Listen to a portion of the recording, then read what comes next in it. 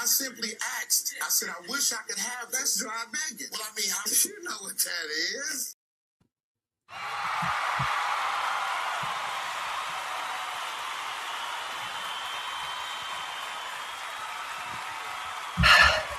Yes, thank you, thank you, thank you. I appreciate your, yes, thank you guys. Yes, guess who's back? Guess who's back? Guess who's back? Guess who's back? Hi guys. Hi. Happy Wednesday. 43 days until trial. And I am so excited to finally be able to come out and say hi to everybody. I hope everyone's doing well. I guess people are probably starting to potentially think about what they are doing this weekend. I know some people may be getting Friday off as a federal holiday, since Saturday is actually the 4th of July. And so I know for many people who have their prison jobs, oh no, not the prison jobs, we may potentially be having Friday off. So, and some of you may already be retired. We don't know. Doesn't matter. Absolutely. Anyway, this is Ray, otherwise known as Life and Vibe. Hi, everyone. It has been, oh my goodness, I have missed everybody. Eric, nice to see you. My hair looks just fantastic tonight. Hey, I got to do a Tim moment. Oh my, you know. Sorry, the nurse bun is looking rough today. Hi, hey, let's go. It's nice to see you. Nice to see you. Hey, Stacy, come on in. Yeah, just to let everybody know that we are here. Hit the likes. I'd love you to do that for me just because I think it helps people just know we're here. And obviously, I forgot to, I came in from work today, not to talk about myself a bunch because we're here for Tim. We are here for Sarasota Tim. And but anyway, so I got the notice out a little bit late into the lives. And I know that I'm competing with channels that I've seen sometimes where I've not had myself gone live in the evening, and I've checked through other channels. And I love the 46 souls that I have here this evening. A lot of people might be obviously getting out and doing things for the weekend. So I know my audience is a little different. I see some of these other channels though, and I have to say, I see some with thousands of people watching. I'm like, wow, some of these channels, these stream channels, they can get like, and just people talking about politics or news or all sorts of things. So I've always wanted to try to, make it more interesting for everybody. So. But we're here talking about Tim, so we're riding this wave. And Tim seems to be riding his wave as well. He did put out a couple of videos yesterday. I think he had, a long evening chat, I want to say, where he said some really wild things. I was thinking back to it, and he was ranting about something. I was thinking about it a moment ago. I was like, oh gosh. Well, this one from this morning though, he really started off in a mood. I guess it wasn't Sunday. Oh my gosh. He has been very I think spiteful was the word I've been recently looking for. Hey, Catherine, good to see you. You just scanned your lunch down. Oh, I don't even think of whatever. I'm not even gonna put his name up, Anna, but I'm gonna answer that question. I'm not gonna give him I don't really watch him because I'm not particularly, I focus on one thing, and that's Tim and getting him to court. And then my second focus, I keep watching poor cheap off-grid living Mikey. And I wish I had more time because his views are going down, and he's getting more angry at the world over in that area. He's very angry, and I think this is where we get a lot of people not wanting to see. This is what I just never can understand. I guess, why can't we just make things good for everybody so we don't have to have angry people sitting in cars trying to make a living, ranting and raving? But also we know that one of the things that people enjoy for some odd reason are the train wrecks, the car wrecks, the things that are going to, make people want to, click on, which is why I put the toxic Sarasota influencer proves why fake habits fail. And I want to say that a lot of Tim's habits, as we know, are pretty fake. Because if you're out and actually saying to your audience, your subscribers, the people that take the time to watch, I calculated this, all 1 hour and 27 minutes, 6 seconds of your content yesterday, Tim. That's how hard Tim working for his dollar, everyone. Tim worked, and probably with uploading time, maybe a good 2 hours yesterday. You like my bun? It's an ode to being a nurse. Hey, come on in. 0 out of 10 would not recommend. Yeah, he was spicy this morning. You can't believe that, Russell. I don't even know what he said. I saw that, I saw my name at the top and I've thought, I've said one comment to this person. And that's it. And that's all I'm going to say. Because I really don't care to even... this is something we can talk in members only. Because I don't, care to publicize their channel on my channel. So, because I don't think they've added anything to the conversation. I think being gullible to a con artist doesn't make you the sharpest tool in the portable toilet. Okay. My platform, I do try to be authentic because I actually do have, thank you, Thomas, for saying that. I do have my professional licensure. And as much as these people want to come after me, probably because I am the only, I'm definitely much more spicy than a lot of the other female creators in the community. And there isn't many of us, And so those of us who are here, we do get a lot of criticism, and I put myself on camera. So I'm definitely going to get criticism, and I'm definitely somebody who is going to say what I think is going on something. And I think that I certainly have been watching Tim for an extended period of time. I do study psychiatry, so I do have background in obviously being a registered nurse, working in mental health, working with people in various situations, working with people who actually have on their medical records grandiose narcissists, malignant narcissists, schizophrenics, these bipolar type 1s, bipolar type 2s. You can name the different disorders. I've had the misfortune of having to work with people who have tried to unalive, and not to get really dark, but to assume that I have not had time in my years also of living in multiple different countries and cultures, having not been able to gain a good insight into human nature is probably not very correct. That's all I'm going to say.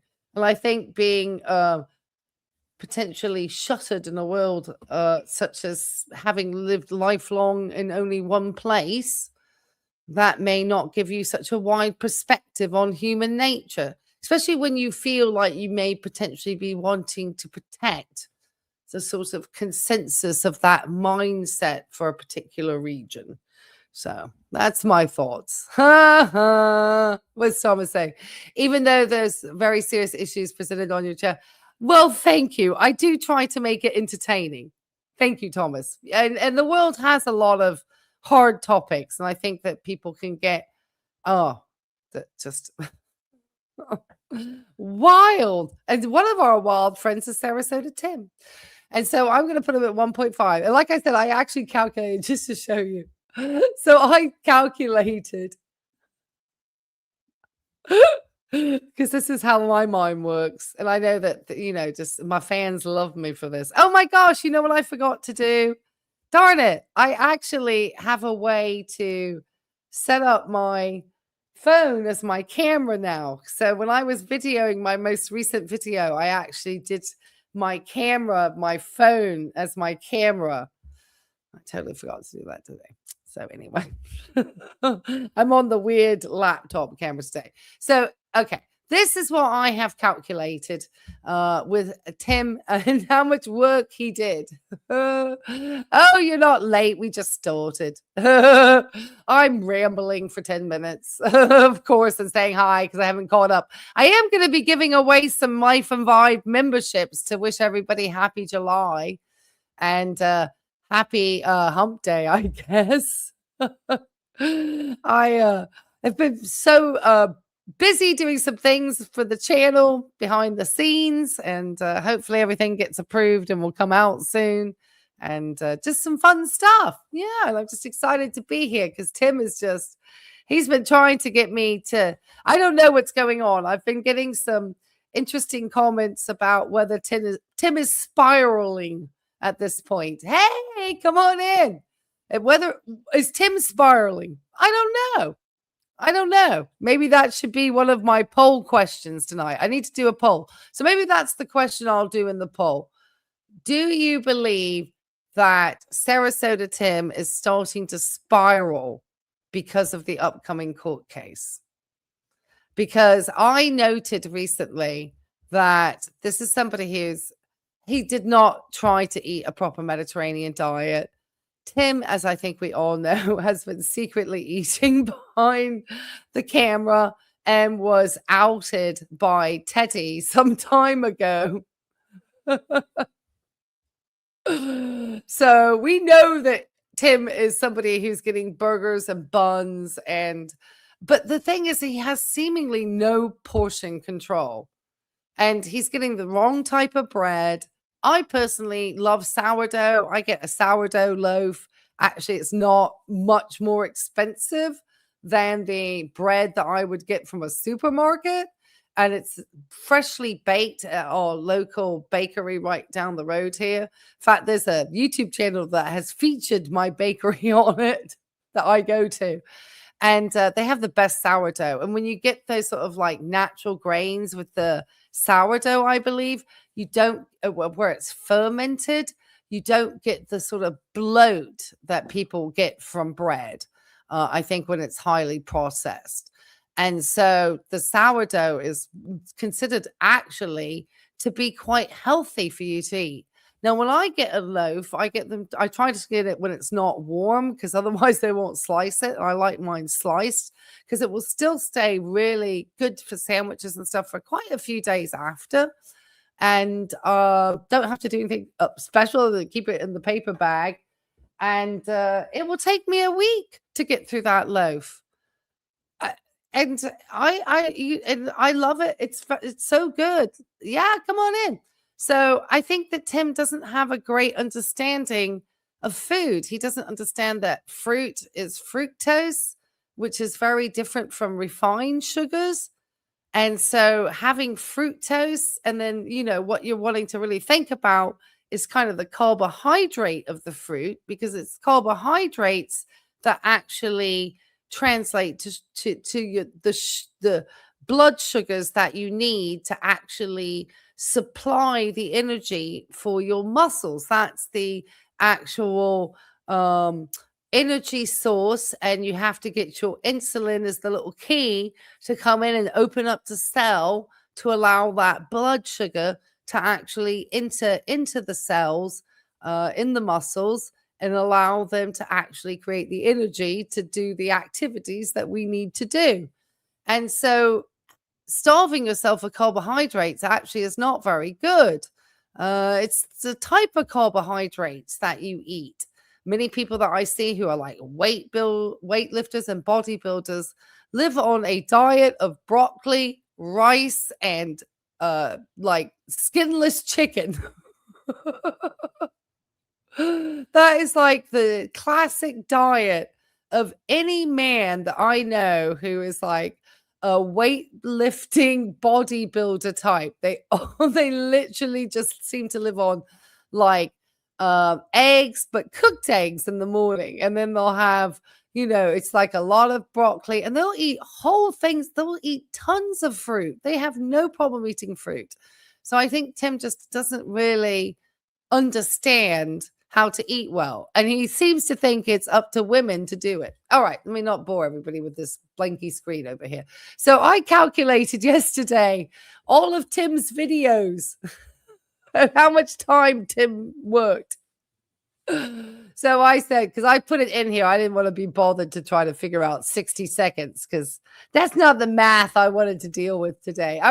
Didn't want to do Tim math. So it broke it down for me. So it was an hour, 27 minutes, 6 seconds. So he had one video that was 24 minutes and 58 seconds, had a 14-minute one, a 25-minute one, and a 22-minute one. So that's the amount of work that Tim put out yesterday. And he feels like, this is his prison job. If you actually calculate the amount, and then obviously he's got to upload it, but he doesn't really, I'm sure he just asks the AI, what's the title? I don't think he doesn't do any thumbnails. For one point, he actually tried a thumbnail for a minute, and he stopped those shenanigans. Oh my goodness. Oh, it's just too much. He's too much for me, guys. Okay, let me get back to Tim. I cannot. What's this? Oh, what happened? Oh, Thomas. I am so sorry to hear that. Oh, I am so sorry. Oh, Thomas, you're going to make me cry. Yes, that's a very important message, that you need to make sure that you are reaching out to people. Sometimes people who will tell you they are feeling really good are the people that actually need the most amount of help. And one thing that I had to do, as and still, well, my patients are a little younger, but one of the things as a cardiac rehab RN that we had were questionnaires for all patients. One was known as a PHQ-9. There it is. Patient Health Questionnaire with 9 questions. And what this does is establish the sort of sense of how is somebody feeling. So ask you questions like, how do you feel about your day-to-day activities? How difficult do you find it to sleep?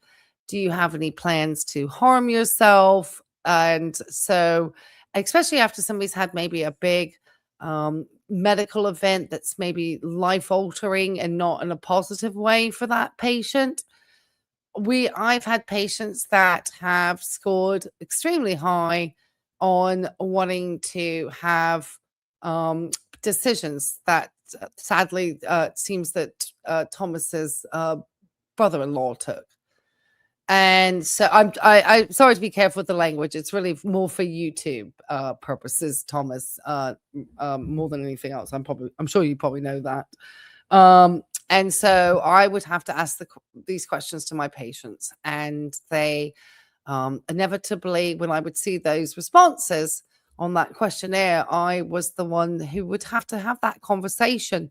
And I often found that just kind of being really open and frank and not trying to like around the tiptoe around the conversation was a much better way to approach it. So just sort of saying, hey, I saw that you indicated this on your questionnaire.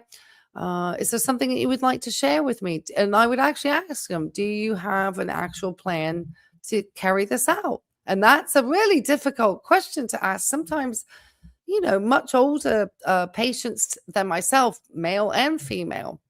And many times I've had them let me know that no, but they're feeling quite low, or whatever the response. And it's truly something that I would say to people: do not be scared to have that conversation. I sadly had to watch somebody actually unalive themselves in front of a underground, or subway, as you would say here in the US, train in London when I was living there in I want to say it was 95, 96. And I could sense that something was wrong with that person. I did want to say something, but I know in that moment you actually could be kind of brought with that person. So you're kind of better not at that very moment when they've made the actual critical decision. And unfortunately, the person did decide to jump in front of the train. And I just remember hearing screaming, and not to be a horrible story because I'm about to get to Tim.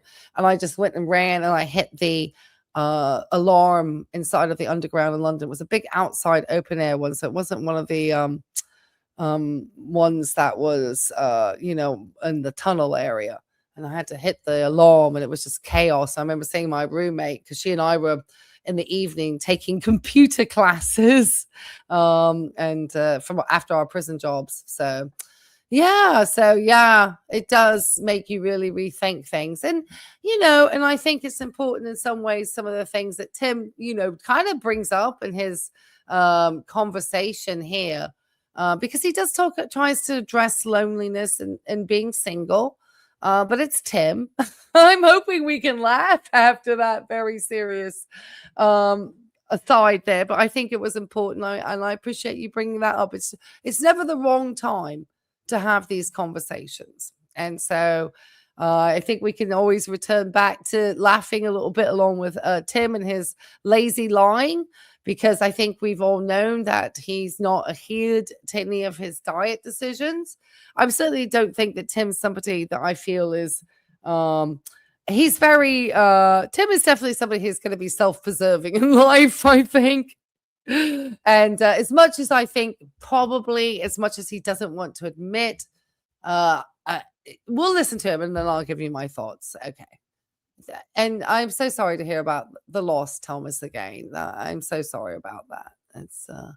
I'm so sorry. Yeah, willing. Yeah. Stuff like this. Yeah, reset you. Yeah, it does. Yeah. And I mean, it's one of those yeah. Let's see what. Hey, happy retirement. I worked in mental health for many years at the VA hospital. We promote talk therapy ASAP and did a great job with this goal. Once they get in the dark hole, it's harder for them to seek help or care. Absolutely.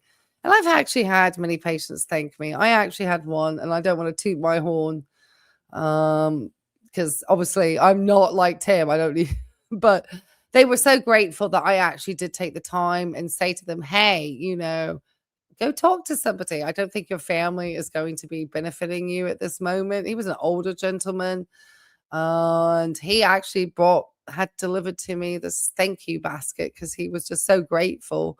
And that I had frankly and talked to him as adult to adult and just talked to him very frankly, like, let's have a conversation. What's going on? And it's one of the things that we have the honor to do when we work in healthcare.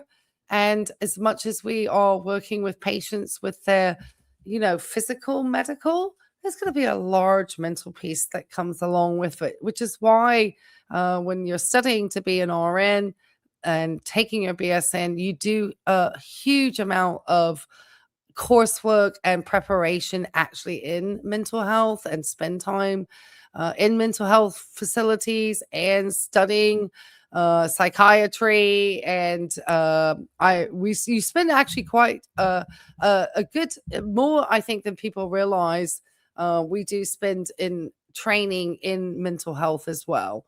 And I was glad that that was such a strong component in the program that I attended. Yeah. Oh gosh. Well, the London Underground too. Sadly, anytime you hear that the trains had to stop, they literally will tell you there's somebody on the tracks. They literally tell you in London, like they've had to stop, I guess, to stop people from complaining that there's a person on the tracks, because that's going to stop people from like complaining, because everyone generally understands that when they hear that somebody's on the tracks, that first thought is obviously it was somebody intended to be under the train, and then secondly and lastly and very rare, somebody was pushed or got knocked. So you've gotten lost in the London Underground. People are helpful. I'm glad. And it is confusing if you don't know it. I think I have it like seared in my mind. I traveled it so often. All right, Timmy, you're at 1.5. He's going to start off just cussing. I don't know if he's going to cheer us up, guys. There you go. So I woke up this morning and my body feels not right, in pain, not, and I know what it's from. And, I can just hear it now. But here goes. So I happen to have come to the conclusion that you are what you eat. And you do feel like crap when you eat sugar and you eat carbs and you eat crap. That's all crap. When you eat crap, you feel like crap. After you feel like crap and you look like crap and you turn into crap, you don't feel it, care, or even notice it anymore because you've been looking, feeling, and acting and showing your crap.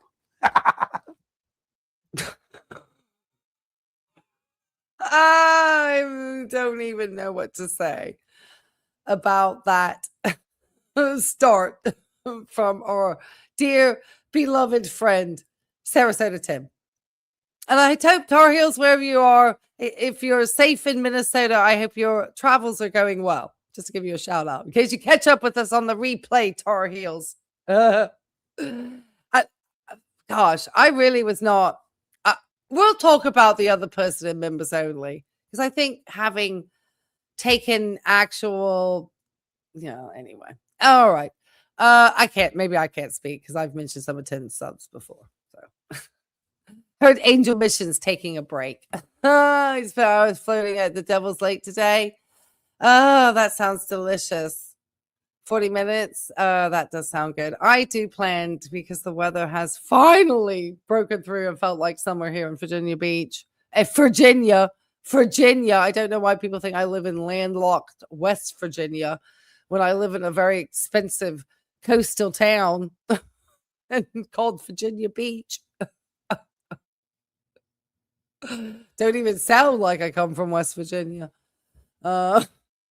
Virginia Beach is not obviously in West Virginia. Anyway, Tim is just, I wish he would actually describe, this is me as a healthcare. Oh, let me put this out. Shoot, I totally forgot. Shoot, I keep forgetting because why not? Not that, Tim ever paid any use to my fair use statements in the past, but just for legal purposes. For information, educational purposes only, even though I am a registered nurse. Here in the United States, I do not treat or diagnose. Sarasota Tim. I may conjecture, but I do not treat or diagnose. So Tim is coming out, and I wish he would explain to me exactly what type of pain. Is he having like stomach pains? Is he having pain of just feeling a narcissistic injury? Because what is the pain? What is the source of the pain? Is he feeling bloated pain? Is he feeling pain from swinging the golf clubs that he took from Johnny Vegas, that somehow he's managed to convince his audience that somehow it's cool to take a heart transplant recipient's golf clubs because after you've had them for a certain amount of time, well, they're yours. Even if they were lent to you. Then, because you know what? The other person's got plenty. I cannot. I just cannot. He's spiteful. So I feel like all that golfing that Tim has been doing is spiteful. Just spiteful. And so he comes out and he starts talking about, feeling like crap. And I'm just thinking, well, you act like crap towards other people. So, I mean, is it really, and if you're not feeling, if his coping mechanisms, he's either loading up with caffeine or he's, sneaky eating on the background. And we could all see that he was gaining weight. And he wasn't weighing himself. It's 98 in Rochester. Dang, that's hot. Yeah, it's hot here in Virginia Beach too. Got up into the 100s today. I want to go to the beach. I'm going to go to the beach. I think I want to go to the beach tomorrow. Some of us call it a medical emergency. I feel like he's trying to figure out a way to get out of court, but it's too late now. I mean, Tim, you're literally going to, the sort of thing you would be something you're not going to want. That's the only way you get out of a medical, not just because your tummy hurt. Well, you can't poop properly. And he thinks he's so cute and charming. For so long, you forgot about it. But when you go through a lot of stuff like I've been going through for the last several months of a mishmash of ideas. I was just giving you a shout out. So you're back from Minnesota. Yeah. I don't know if Minnesota is as hot. Nashville. That sounds nice. I used to travel a lot for work, though. So sometimes it can be a lot more stressful than it seems. I go to all these great places I never really got to see too much of. Failures, successes, getting back on the horse, falling off the horse. Nice. I'm on the buckingest bronco that's ever been released from the stables. And so I know you can't believe a damn thing I say, but I'm going to do it again. I have come to the conclusion that of everything that I've tried, no carbs and no crap is no carbs and no crap. And you lose weight, you get thinner, you have more energy, you feel better. You feel better. There's no question. I have to be honest. If I look at, I'm going to have to give, okay. I'm going to give this to Tim just for that start. Okay. Tim, this is what the audience asked for.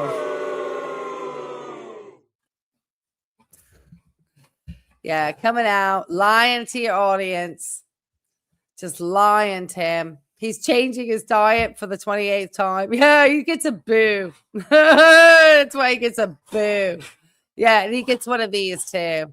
And the dogs are play fighting in the background, of course. Oh, brother, this guy stinks! It's just, this is why he's not beneficial or helpful to an audience where he's trying to be a lifestyle vlogger. He just hopes he can pump out an hour and 27 minutes of content, of which maybe 30 minutes is spent uploading, and that frustrates him, for him to go off and do whatever he wants to do for the rest of the day, which seems so far to have been probably sitting in front of Grit TV and eating a bag of ho-hos, or a box of ho-hos, I should say. All right, keep going, Tim. You know, my life in the last, it's been about 8 or 10 months now from when I started carnivore. So here's what's happened. I did it. I was very good with it. I was very strict with it. I lost some weight. I bragged about it. I felt excellent. And then I started. Oh, yeah. We can get steamy once that humidity hits. It was stank over the last week or so, the weather. It's been so awful. But I want to try to get to the beach tomorrow before the crowds start arriving for the weekend. So I want to try to get up to the north end and get some parking. So I actually want to try to go to the beach because hopefully I've done everything I need to do, but I do need to try to get Junebug some medication for the fireworks. So I've always, and obviously get some streams out too, guys, because I have dog walking care duties and my own puppy duties this weekend. So I'm home with the pups for the 4th of July, and we will be celebrating. Started doing a little cheating, and then I said, this is not sustainable. I started eating a Mediterranean, and everybody was like, good for you, Baker. You got the vegetables back in there, and you're doing this and that. Well, you know what? It's like when you quit drinking, and you say, you know what? I'm not going to drink liquor. I'll just drink some wine. Is that where you're at now, Tim? Because everyone thinks they've seen wine bottles in your bin and stuff. So is that what's happening? Because it's hard. That's why I call you a lazy liar, because your lies aren't even good anymore.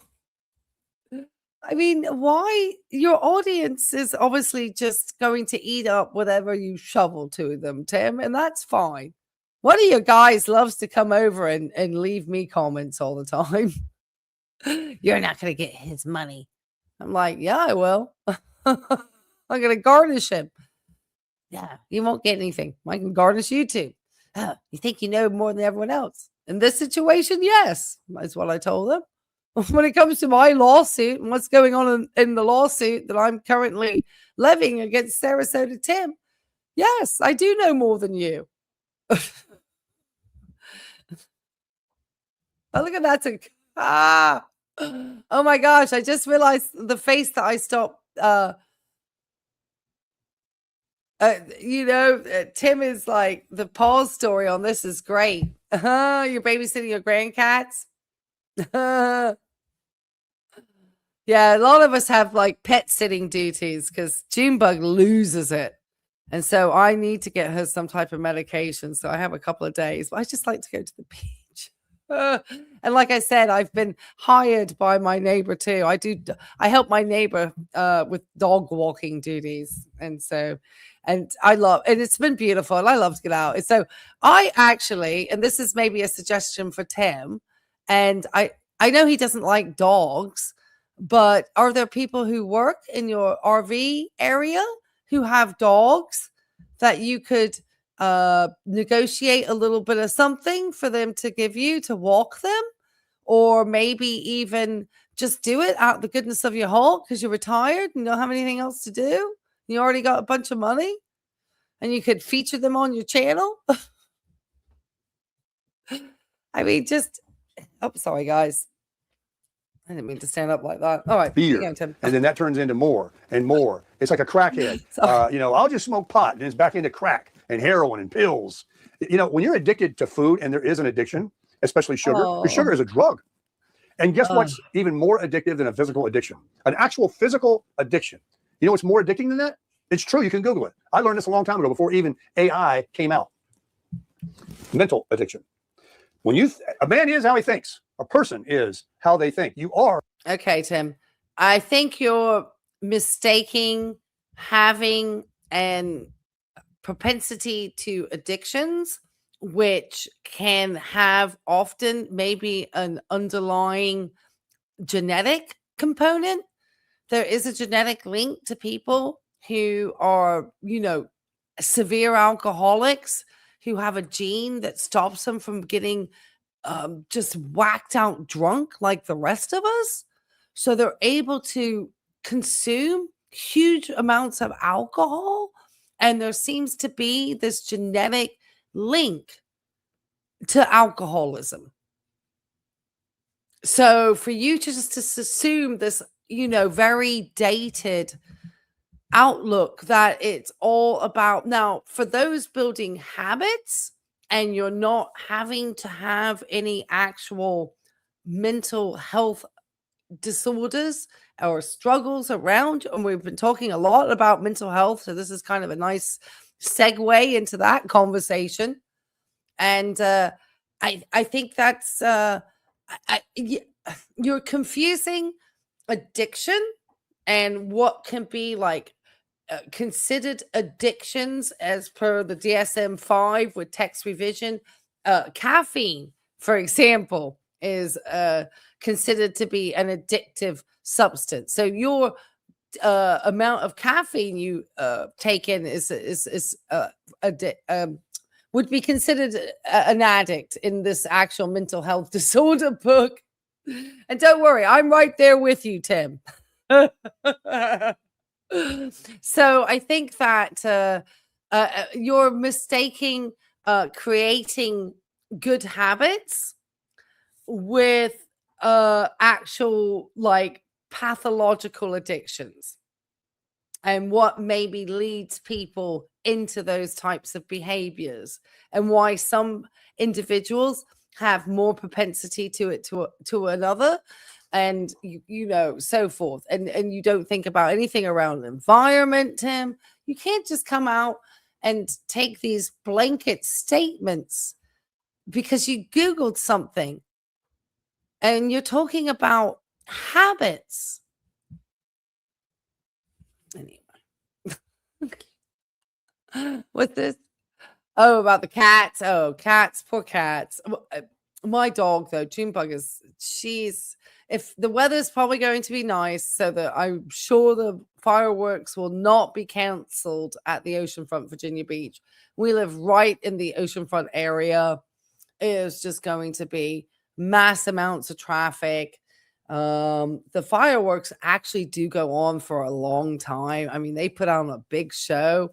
One of my uncles, he used to be the captain of the fire department here in Virginia Beach, and he would often head up these, and they have like, even out on the boats and stuff, they'll be sending these things out from the water. It's like they have to have the whole fire department. It's a big thing.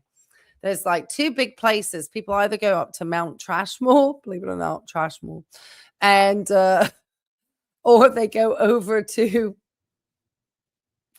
I love that name. Or they go actually to the ocean front, and then I can promise you, it's a whole day event because it takes you. You can't even get out of the oceanfront Virginia Beach after the fireworks. It's absolute madness. So I'm happy I'm just going to be sitting at the house. My days of going out and the amateur days are over. All right, Tim, keep telling us about what you found out on Google. What you think. As a man thinketh, so is he. So if you want something, because I used to say back in the day when I smoked pot when I was in high school, and even after high school, that it wasn't physically addicting like hard drugs. But when you want something, you want something. So a mental addiction. So I'm not going to lie to you guys. Tim, I think some of the discussion around your understanding of, marijuana and psychological addiction because of habit forming and actually being addicted to the substance because the properties of it somehow are able to fire or match in certain ways to chemistry in our own bodies, which makes it like, oh yeah, this is firing off all our neurotransmitters over here, and we're having kind of a good time. And then obviously what happens is that people then want to continue to feel that good time. So but alcohol addiction, they think, stems from something else. So not all addictions are created equal, is my point. I have been eating in the last week or two, like every other day. It wasn't like every. No, I'm not. Look, I'm going to share it in a second. No, I'm not. I'm going to let Tim talk. I'm going to share it. No, it's a true place. Every day, but it was enough to pile it on, the weight. I've been eating like it was free. I've been eating like I don't give a rip. I deserve it. I want it. I haven't eaten. I'm hungry as hell. I go down to Aldi's or wherever the first grocery store is. I grab a bag of chips, a small package of hamburger buns, some hamburger meat, and I say I'm going to go home and eat a hamburger, but I put on bread and I eat some chips with it. Oh, for goodness sake, Tim, you've been doing this forever. Nothing's changed. That's why Teddy said you lied. Here it is. I'm shocked you don't know, Catherine, because it's world renowned. Mount Trashmore Park, right here. It's got the big old city symbol of Virginia Beach. It's a very nice park now. It's the sister park to Hagi no Dai Park in Japan, which I'm sure I destroyed that. And it encompasses 165 acres, 2 man-made mountains, 2 lakes, 2 playgrounds, and a skate park. And what was it? It was famous because it used to be the city dump of Virginia Beach many, many, many years ago, like before I was even born. And they obviously realized at some point you just can't have the city dump like this close to the city. Because at the time, Virginia Beach was a little dirt town, It wasn't the, major metropolitan expensive city with $16 million houses on sale. It was not that place. And this is even when my family lived in Virginia Beach.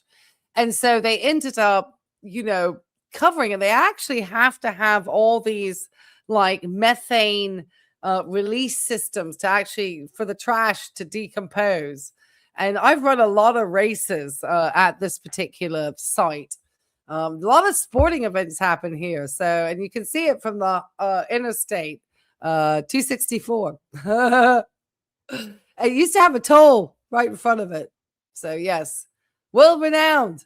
All right, let's get back to Tim. And, come on. And so I went to golf the other day. And I was like, hey, I'm going to be hungry before I get off 18 holes. What can I get? I stopped in, I bought some golf balls, and a towel for my golf and my brush. And then I'm at the checkout. And they got those impulsive items. I grabbed me a Diet Coke and what I used to eat all the time before golf. And I really wasn't that heavy then either, but I did it because it gave me energy and I believed in it, was a Snickers bar. So I crushed this Snickers bar and drank this Diet Dew. So Tim was like literally doing breakfast of champions. A Snickers bar and some Diet Dew. He barely worked. So why were you taking time to make something decent to eat?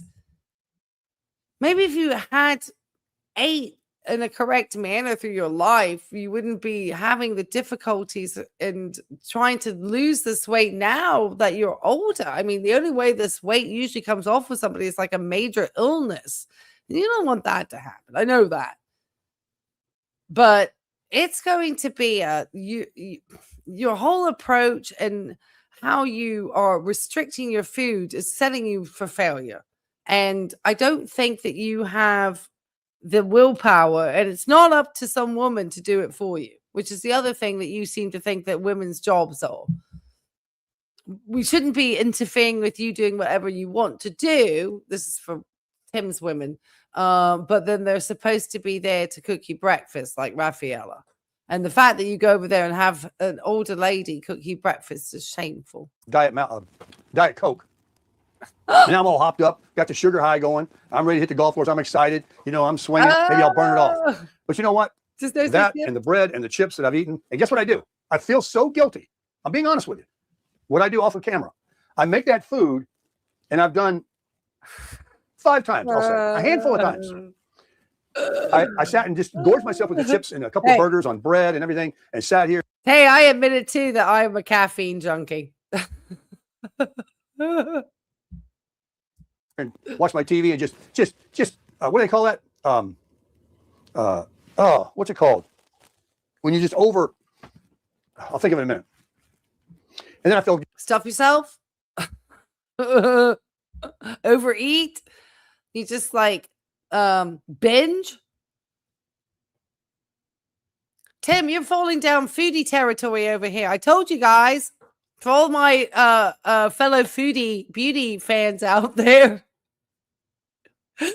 Well, we've seen Tim has been expanding his waistline and having to change his shirt sizes regularly. And I don't think it ever works to buy a size down and hope to fit to that size. I think it's, I don't know. I think it's better just to have a variety of sizes in your closet in case, you know, like 2 sizes, you know, so that in case you have your thinner week or thinner month and your, you know, slightly heavier month. And then your, you know, heavier clothes, you can always put a belt on or you just wear them around your waist. I have a pair of jeans. I'm like, whoop, sometimes they're snug, sometimes they're loose. It's like, I think, you know, Tim's over obsession is probably part of his failure. Guilty. And I get up and I take the chip clip off the chip bag, throw it in the garbage. I take that, what's left of those hamburger buns, throw it in the garbage. And I bought some dip. I bought sour cream. One time I bought some. I think Tim is thinking about binging. I think Tim is binging. Tim has no cut off. So he can't get like, you know, I have a big box of these oat cookies that I got from IKEA because I went to IKEA yesterday. And they have only these like larger boxes. And thankfully they didn't have the ones with the dark chocolate tops because those things are addictive. But these ones are pretty addictive too, these thin oat cookies. But I have a big Tupperware. I'm going to make them stretch out and last. I might have a couple of today. I brought some to work and I didn't even have the chance to eat any. And I didn't crave any because I ate very well in the morning and I had no craving for it. And I ate a salad at lunch. I just didn't crave because I understand how to start the day with the correct amount of proteins and fats and carbohydrates from healthy food sources, whole food sources, in order to get my day started and not have to really even worry about a snack or anything. So I can go for a number of hours using those food sources to get my energy while I do my job, because my job is very active. What do you call that? Chili, not chili, a salsa. I bought the hint of limes. It used to be one of my favorite at Aldi. It's not Doritos. It's their own brand, but it was good. Got all that salt and that lime taste and chips. I'm just eating them like a mulcher. I think I am surprised too, David. I admit to the cheating. We know he can't follow anything 100%. I am surprised too for this moment of honesty from Tim. And I don't know if it's just because that people are expecting to see him more on the beach and he kind of hasn't shown himself, or I'm not sure what if he's trying to show that he's having a moment of honesty, because he obviously wants to show that because of the incident with the golf clubs and him being not so honest. So this is maybe something that Tim is comfortable being honest about because it's not really scandalous. Because he's certainly not being honest about going to court and getting sued for 30K. And he's certainly not being honest about what might be causing his maybe binge eating. Like, why is he having to eat food for comfort? Because for my thinking is that he's either doing it through boredom, because people do that, and it could be a combination for all of these: boredom, comfort, addiction to the sugar and salt. You know, there's all sorts of reasons that you would have to sort of like break down and think about. It's never very linear, you know, it's going to have lots of things coming off of it. I threw it all away. And then what did I do? And then he does something really rash, like throws stuff away. And I think that's just a cycle. It seems like a perpetual cycle. It's very unhealthy, his relationship with food, in my opinion.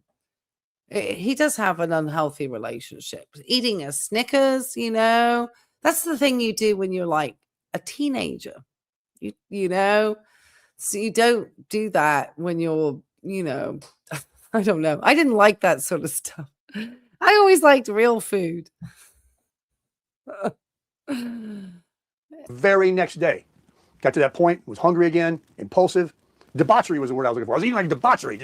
And then I go down to Aldi again, or where? You mean a glutton, Tim? You mean you were being gluttonous?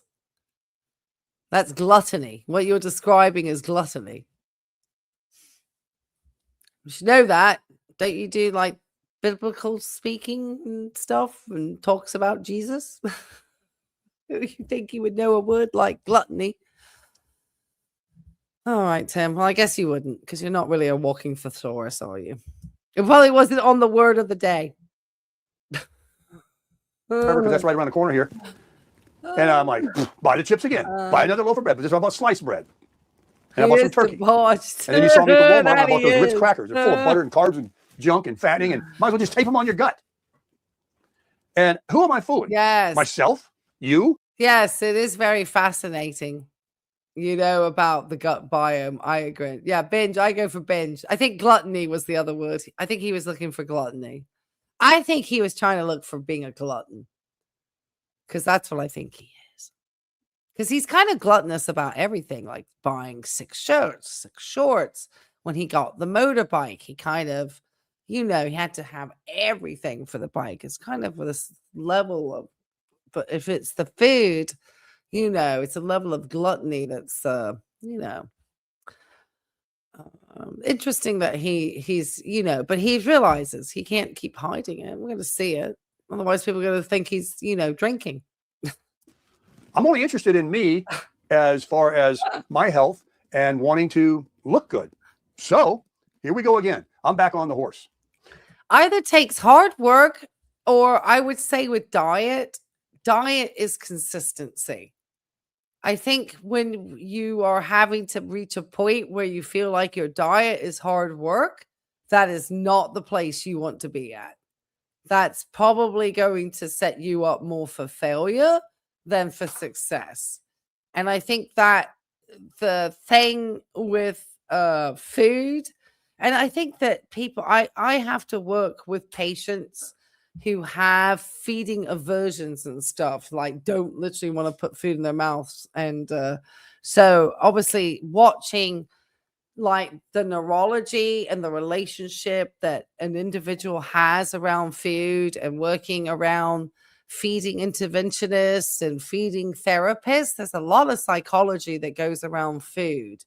So I'm thinking this sort of haphazard way that Tim eats is because his eating in his home probably did not have a lot of structure when he was a child. Oh, the real Smelvis. Thank you. Thank you. Real Melvis says, hey guys, listening while I'm grilling. Poor Timmy on a diet again. Yes.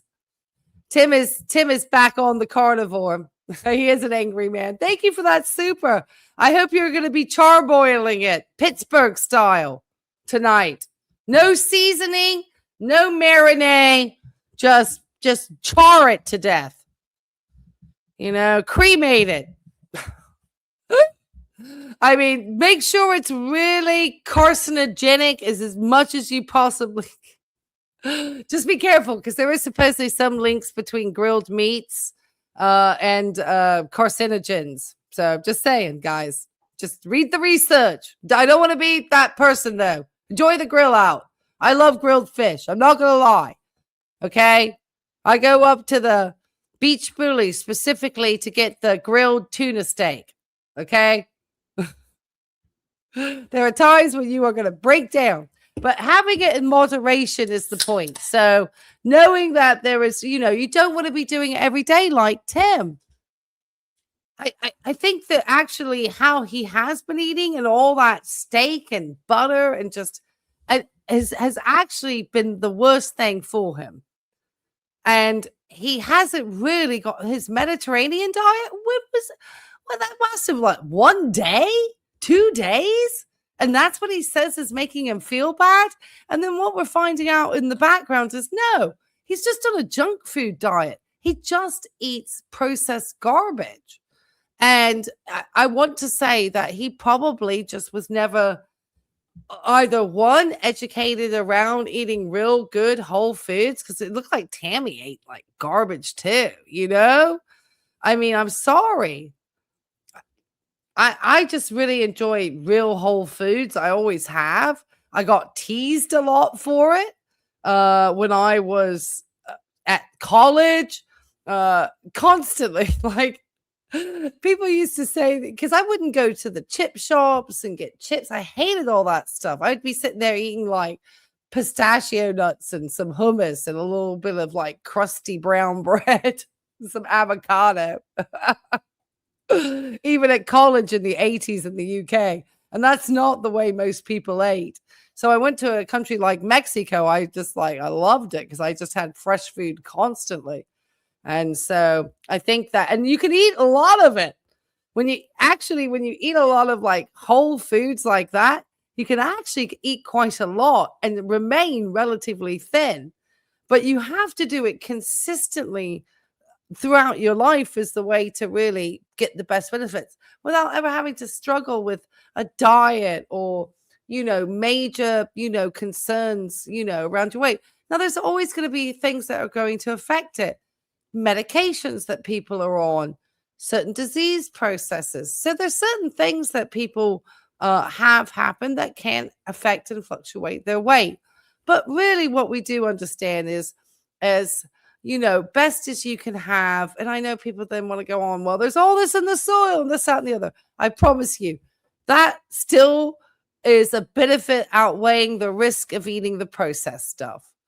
So anytime you are going to put a food through multiple processes in order to produce something at the end of it, you've probably, you know, mixed and messed around with the chemistry that maybe it's going to lose some of the benefits that your body needs from the actual texture of the food, its fiber through your colon, how your digestive system breaks it down. It's just, there's a lot more that actually you can't just make with science. Sometimes you just have to go back to the basics. And so that's what I always say. It's moderation. And then you can still grab a bag of Doritos, you know, or a cookie. I have to say, I'm not one big on whole candy bars, but, you know, get me a bag, as you know, of those comfort Reese's chocolates, and I'll have a few. Do I have any this week? No. And I think that's the thing, is not like, will I have them every week? No. I could go 2 years and not have a bag of Reese's in my house now. Like, I feel like I probably did my thing and now I'll move on to something else. And so I think variety is really important as well. And I'm somebody who's been on strict diets, I promise you, but not as strict as Tim's. My vegan diet was not as strict as Tim's carnivore diet. And that's saying something. Now, I've decided, I know that they say the apples and the bananas and the strawberries and all these things are good for you, but they got sugar in them. And then I understand. Tim, it's a different type of sugar. It's fructose. Fructose is very different from the refined sugar that you get in a cookie.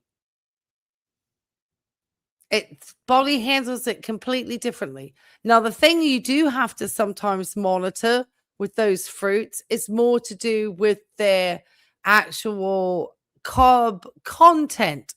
And so the carbohydrate on a banana is actually quite high.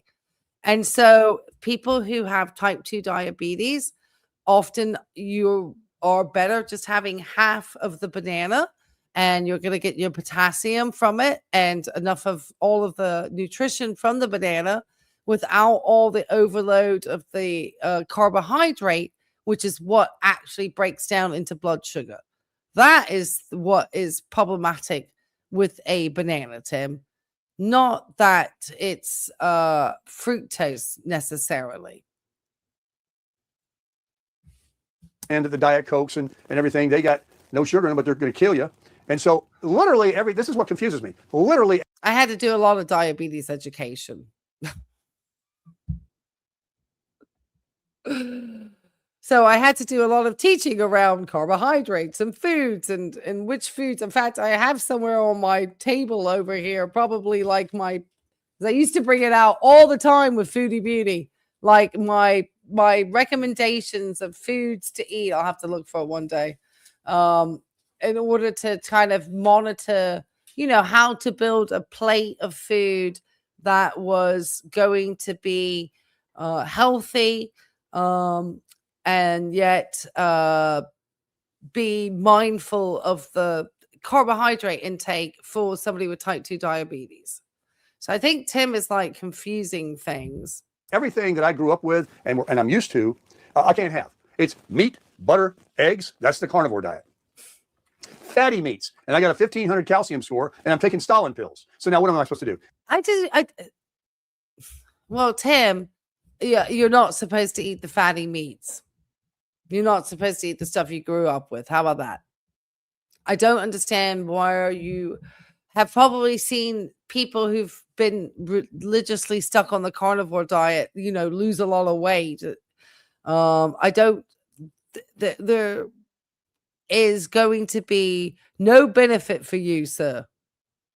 I think you're going to have to, it's not somebody else's job to fix this, Tim, at your age, your diet, especially not some woman to cook for you. But I think you certainly would benefit, but you know it all, sitting down with a nutritionist, because you seem to have very basically no understanding of how food works. And I'm thinking that you didn't sit down to family meals or something. I'm just curious as to. I always have understood it, and there was no social media in my time. I promise you, nobody was giving me big promotion about this in Britain. I just kind of intuitively understood that if you ate the junky looking food that was in the packets with all the sugar, because I never really liked sodas or anything. That's one thing I think I've always kept away from is soda. Except for carbonated water. I'll drink carbonated water. So I like things carbonated. I don't like the idea of drinking anything which has aspartame or just all that stuff. It just doesn't appeal to me. And so, yeah, I think that Tim was probably introduced to not very good eating habits. And it seems like he left home quite young. And so I don't know then, obviously, if he was 16 and, what type of, eating habits. And he wasn't really long in his marriages. And he seems quite stubborn. So I'm sure he was been Mr. Breakfast of Champions for a long time. Eat ribeyes and then drop a Stalin at night to kind of offset. It's very confusing. No, you cannot eat that type of marbled meat and anticipate that the statin medication is now going to make up for that diet. That is not how these medications work. there's no point of you even trying to take the medication then, because you're eating a diet that is contraindicated on the most part by any cardiologist, especially with your scores, Tim. You literally are supposed to be on like lean meats and fish and like steamed vegetables. That's what you're supposed to be on. And if you eat enough of the vegetables, then you'll satiate yourself enough that you will not feel the need to snack on the other crap. That's how you're supposed to do it. And and if you're having issues around your bowels and vegetables, well, then you need to find the vegetables that are going to be less inflammatory. And they do, like broccoli, probably not a good choice for you. So you have to kind of just maybe take some time to actually understand your things happen. You cannot just know. Cannot. I have no I mean, there's a common misconception that taking a medication gives you a free pass to continue with the behaviors that led you to needing to take the medication. And that's not the case. You're supposed to make lifestyle adjustments. And it doesn't seem that you're capable of doing it, Tim. And you're retired and you have all this YouTube money. You could have actually paid for real nutritionists and people to actually spend time to sit down and educate you. But you're such a stubborn old goat. It's never happened. So without making any promises or whatever, and I'm telling you what I'm going to do, and you can't believe the damn thing I say, is I'm going to get back on the horse. I get on that scale, and I got down to that 199, I don't know, recently. I mean, having half a cup of, full fat creamer in your coffee, Tim, and talking about it being the best cup of coffee in your life doesn't help either. Everyone has told you that cream is going to put fat on you. At what part do you not think that cream isn't going to fatten you up like a baby calf?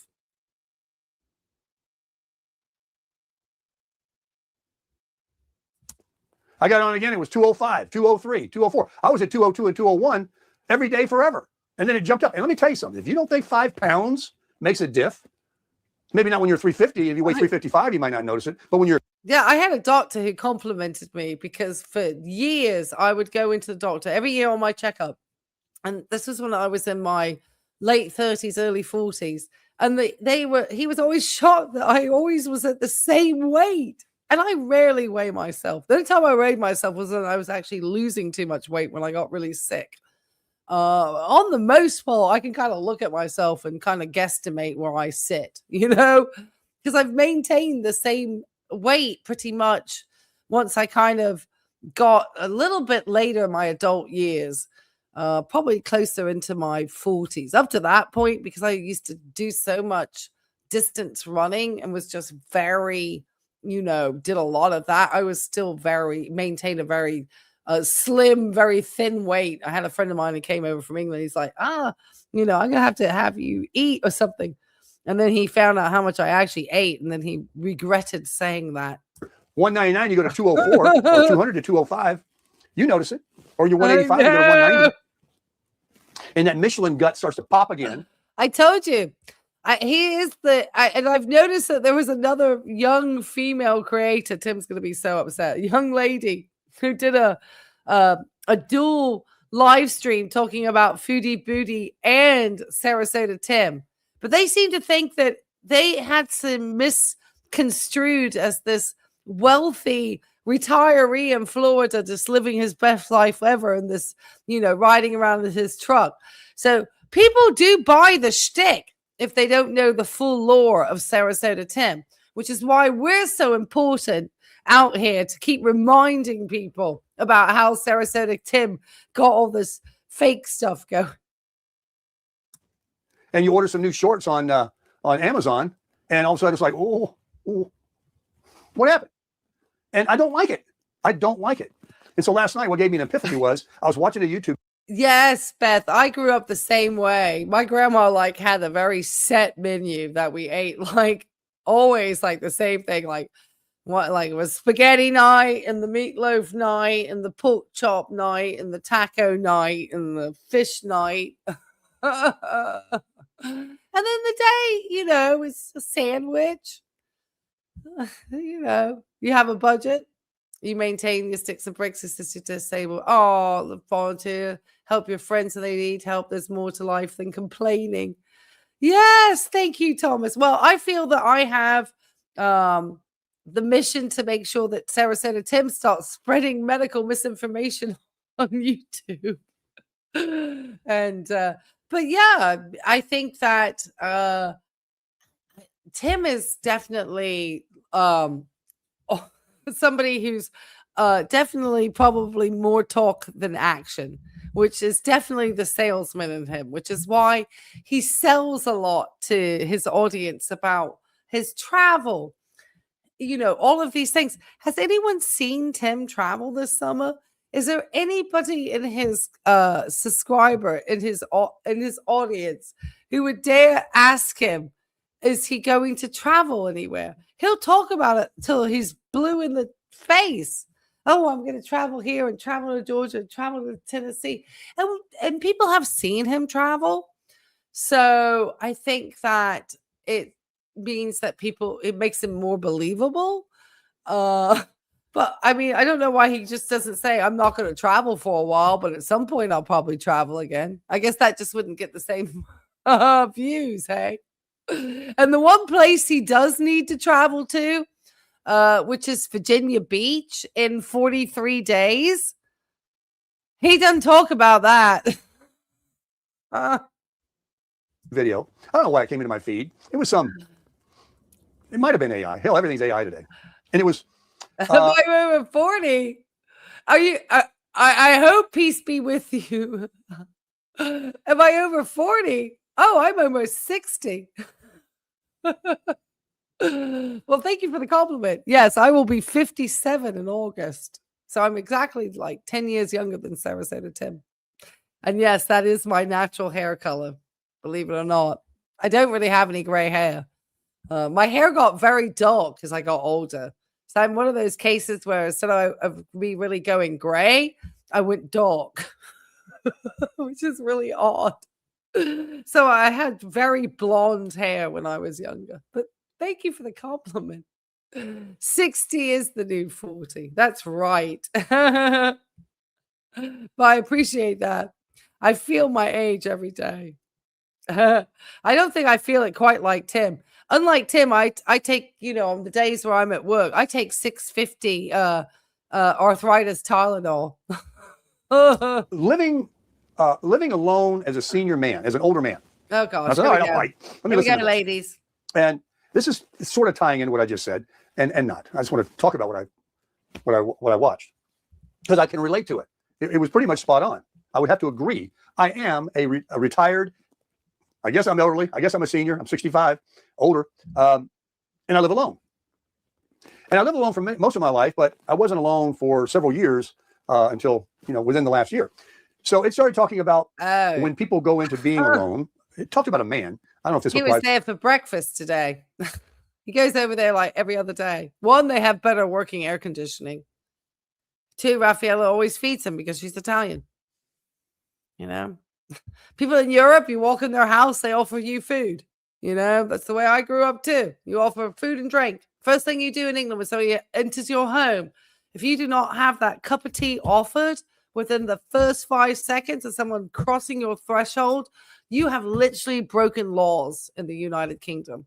There is a law that says the minute somebody crosses into your home, you better have that kettle ready to go, the mugs on that countertop, and those tea bags ready in there, because you are getting the tea ready and you are offering it the second they want. And if they say to you they don't drink tea and they're a coffee person, you have a little bit of suspicion in England. How dare you be a coffee person? I love tea. It's terrible to my teeth. All right, Tim, keep talking. To women, but I'm going to stick with the man thing. Gosh, okay. And it said, it could be that you went through a terrible divorce. It could be that you lost your spouse through a death. It could be you had kids and you were a single man and they left the nest. Maybe if you're a senior man, and you had kids, they were older children that finally moved out, but all of a sudden there's this silence and there's this no noise and there's not this constant conversation. And I forgot all the things I talked about that happen when there's another person, a wife, a girlfriend, or whoever in the same household, and you find yourself totally alone. And what happens? Well, thank you. Are you lonely? Do you get depressed? Do you get this and that? So I've studied a lot about health, but thank you. I certainly don't try to do anything for the camera. I don't even have makeup on, so I'm pretty lazy. But thank you. I appreciate the compliment. I have tried to manage my health because, it's the things that Tim points out about being single. I don't think it necessarily has to be just a guy, Tim. I have probably had more time being single than you have, because it seems that you married a few times. There's something that I only did once and said, okay, that was enough. And then have pretty much spent living on my own for 23 years. I've owned this condo now 23 years. So I understand living alone and having responsibilities and trying to get stuff done. I don't have family in this area. And I have no siblings. So I really do rely on completing things myself. So it's difficult I know he's getting older, and it's probably scary to think about aging alone and how do you care for yourself. I know that's something that I have to often, consider. What will I do moving ahead in the future, just with everything and how things are and wanting to make a plan. Sometimes those long-term care things can have some interesting caveats. So it's just, planning about how you want to age in place, or how are you going to age.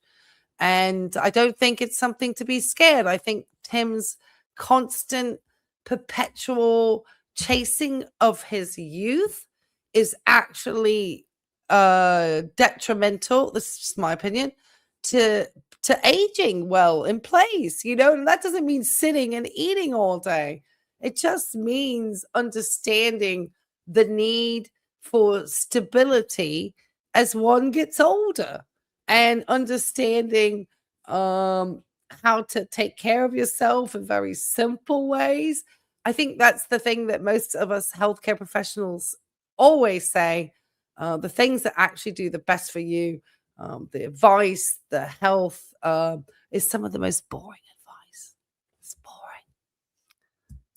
It said, absolutely, there is a change that you're going to say, hey, where's the noise? Where's the racket? Where's the conversation? No one's, reminding me to clean up, to go to the doctor, to watch what I eat, to help me with my health, to talk to me through the things that I want to vent, to support my ideas and my concerns. And just scream into the ether. That's what we all do when we're single. I just think it through in the shower, Tim. I don't know. I probably talk to my dogs about it. I don't know. I'm so used to managing so many things alone. Hey, Tim, I've been managing my channel. I've been managing a court case against you, of which I actually did work, which you did not do. And you only complained about my amount of work, sir. I work an actual job, which contributes to the society because I work in healthcare. I take care of my dogs. I help walk my neighbor's dog. Do I get a little bit of cha-ching for doing it? Absolutely. Do I get to exercise and, get the dog in my neighborhood and go across the street and walk in the park, getting paid to do it? Absolutely. That can happen. However, fortunately, it said this can happen if you're this way. And this is the way I am, because I was supposedly I'm a know-it-all too. That's what Tim's audience comes and tells me in my comment section. But usually if you're I sometimes I am a know-it-all. I'll just hey, why don't I just admit it? My ex-boyfriend used to complain to me about that. You know, he's right. Well, he said some really wild things. I mean, I think he believed in aliens. I was like, what the Tom Cruise is going on? Single for so many years prior to my last relationship that I went back into that groove. And that is, if a man stays busy and has a very, keeps up with it, he thinks about his health, how he eats, going to the gym, exercising, being out and about. And oh gosh, when he did actually clean that grill, he was cleaning it right over his crushing it mug. I was like, that's just gross, Tim. Okay, Tim's going to complain that he needs a lady to take care of him. Doing things, riding bikes, e-bikes, motorcycles, taking walks, going to the beach, talking to people, have a YouTube channel, have something to do rather than sitting and dwelling on the quietness and all of that, so you can go through a period. Now, I did go through a period, but I was able to, without having to watch a video or find this out, naturally move back into what I lived most of my life as a single guy. But in the beginning, there was a lot of, change in my thoughts and my behavior and my health and a lot of things. Oh, so Miss Tammy was keeping an eye on him, hey? She was turning him out on that bike, remember? We haven't seen him riding the bicycle ever since Miss Tammy left town. I saw some of the pictures because we had the expose. He was over at Nathan Benderson with Tammy. Hasn't ridden that cycle since then. He could get out on that thing. He could do all of these things. He chooses not to do it. It's a choice. That's correct, Tim. Now, some people may have physical limitations, so it's not a choice. So for everybody, is it a choice? No. Is it a choice for you? Yeah, you're being supervised by a doctor and you're being asked to exercise. And I think you just go from one thing to the next, to the next, to the next, to the next. And that's okay too, but not for the diet. That's something you need to, and not the carnivore. Don't stick to the carnivore, Tim. You can't take a statin and eat a carnivore diet. Don't be ridiculous. But it wasn't a long period, thank God, because I'm not one of these men that found myself in that position after like 40 years of, having the noise and someone else in the home. I was about to say, there's probably a lot of us here, and I know others aren't single, but probably a lot of us are single. That's probably why we're here chatting on the YouTube. If I had, kids and a family, would I have the time to stream? No. So I'd be, doing something else. So this is the benefit of being single, And I think that most of us don't have people telling us what to do. Are there times when you do wish you could have another measured mind to help you weigh up things? Absolutely. What do you do then? You text a friend or you just see a friend for dinner and say, hey, while we're out, do you mind if we take a little time just to, I wanted to run this by you. Just so that your friends, you kind of give people heads up. You say, you don't just like totally ruin the dinner with your BS or, you got to be respectful because your friends think you should come out, have a good time. They don't always want to think they're having to solve your problems. And I'm just curious, like, how much do you dump your problems onto like Fred and Raphael? You literally said in one of your videos today, you went over to Fred and Raphael's and had them watching your videos. What in the narcissism is that? But you do get used to it even for 4 or 5 years. And then you go through this change. So if you're a man and you're a senior or even not, that if you went through a divorce or you lost your wife, or, you had people living with you, with your family or children, and now you're all alone. And you think, oh my gosh, I'm just going to sit here and eat and get bigger and depressed and watch things that you shouldn't watch and media and just start spinning down the. I'm sure they like the company. Maybe they complain their own children don't visit enough. A lot of times older people do enjoy the company. So they, as much as we think it must be stressful having Tim, they probably enjoy just even him chirping off and stuff. It's once they get a little bit older, or in a few years, it may be harder for Fred to deal with Tim if he's got too much shenanigan going on. Drain, you have to realize that you are all you have in God, But I mean, you don't have anybody else that if you were relying on someone to help you and remind you to go out and do. Tim, even if you had somebody, you still have to be somewhat reliant on yourself in order to be good for the other person. Tim is really having a time not having Miss Tammy around, because Tammy was in his life for a long time. So I guess she's really good. Good for you, Miss Tammy. Keep it up, girl. Keep it up. You're not losing anything. I don't think. I think, because she don't want to have to deal with the YouTube stuff anymore, and you're not going to give this up. So maybe this court case might be the best thing for you and Tammy's relationship, Tim. This or do that, or eat right, or let me take you to the doctor or something like that. You need to go get your blood work. You know what I'm saying? Just people kind of, you got to do this. Why is it a woman who is your partner's responsibility to tell you to go get your blood work? This is the stuff that happens for children, Tim. Do you understand that? Which makes me understand that you left home far too young. Now, was I forced into having to be more responsible in an adult way when I was probably too young by my mother? Yes. My mother left it up to me to arrange my dentist and medical appointments and attend them alone by the time I was about 17 years old. So I was not even a voting adult, and my mother had kind of checked out on that part of my care. Not that she'd been that stellar beforehand. So I understand a lot more about, especially coming from the generation and being a real latchkey kid in Gen X, Tim.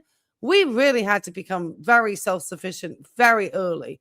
Is it always a good thing? Not always. But there's certain structures that I feel that you lack, because these should be things that you should have been competent in taking care of when you were in your 20s alone, because you're supposed to do that when you're young.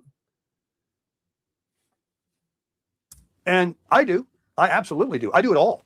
I've just sat here and talked about a minute ago of how I do it, and then I fail, and I get back on the horse. But you're being busy. You're still doing it. You're still trying. And, I catch myself once the pants don't fit. I get serious. I'm just that kind of a guy. So that was an interesting video that I thought I would talk about a little bit. I didn't regurgitate it very well, but it goes into a lot about how to, and this is it. This is important. This is an important part.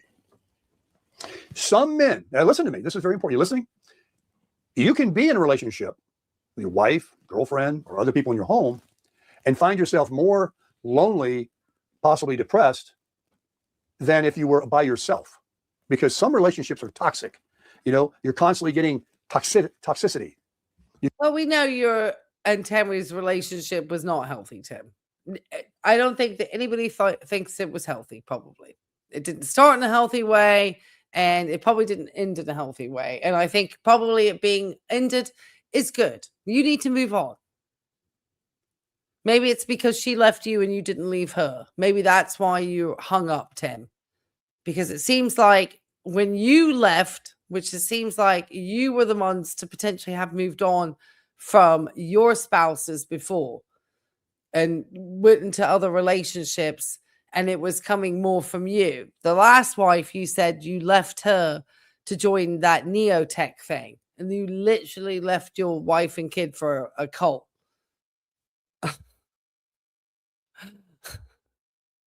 So it seems that this time, maybe it wasn't your decision. So you're really struggling with it. And it's not Tammy's responsibility or any other woman's responsibility to make sure you're getting to your doctor's appointments.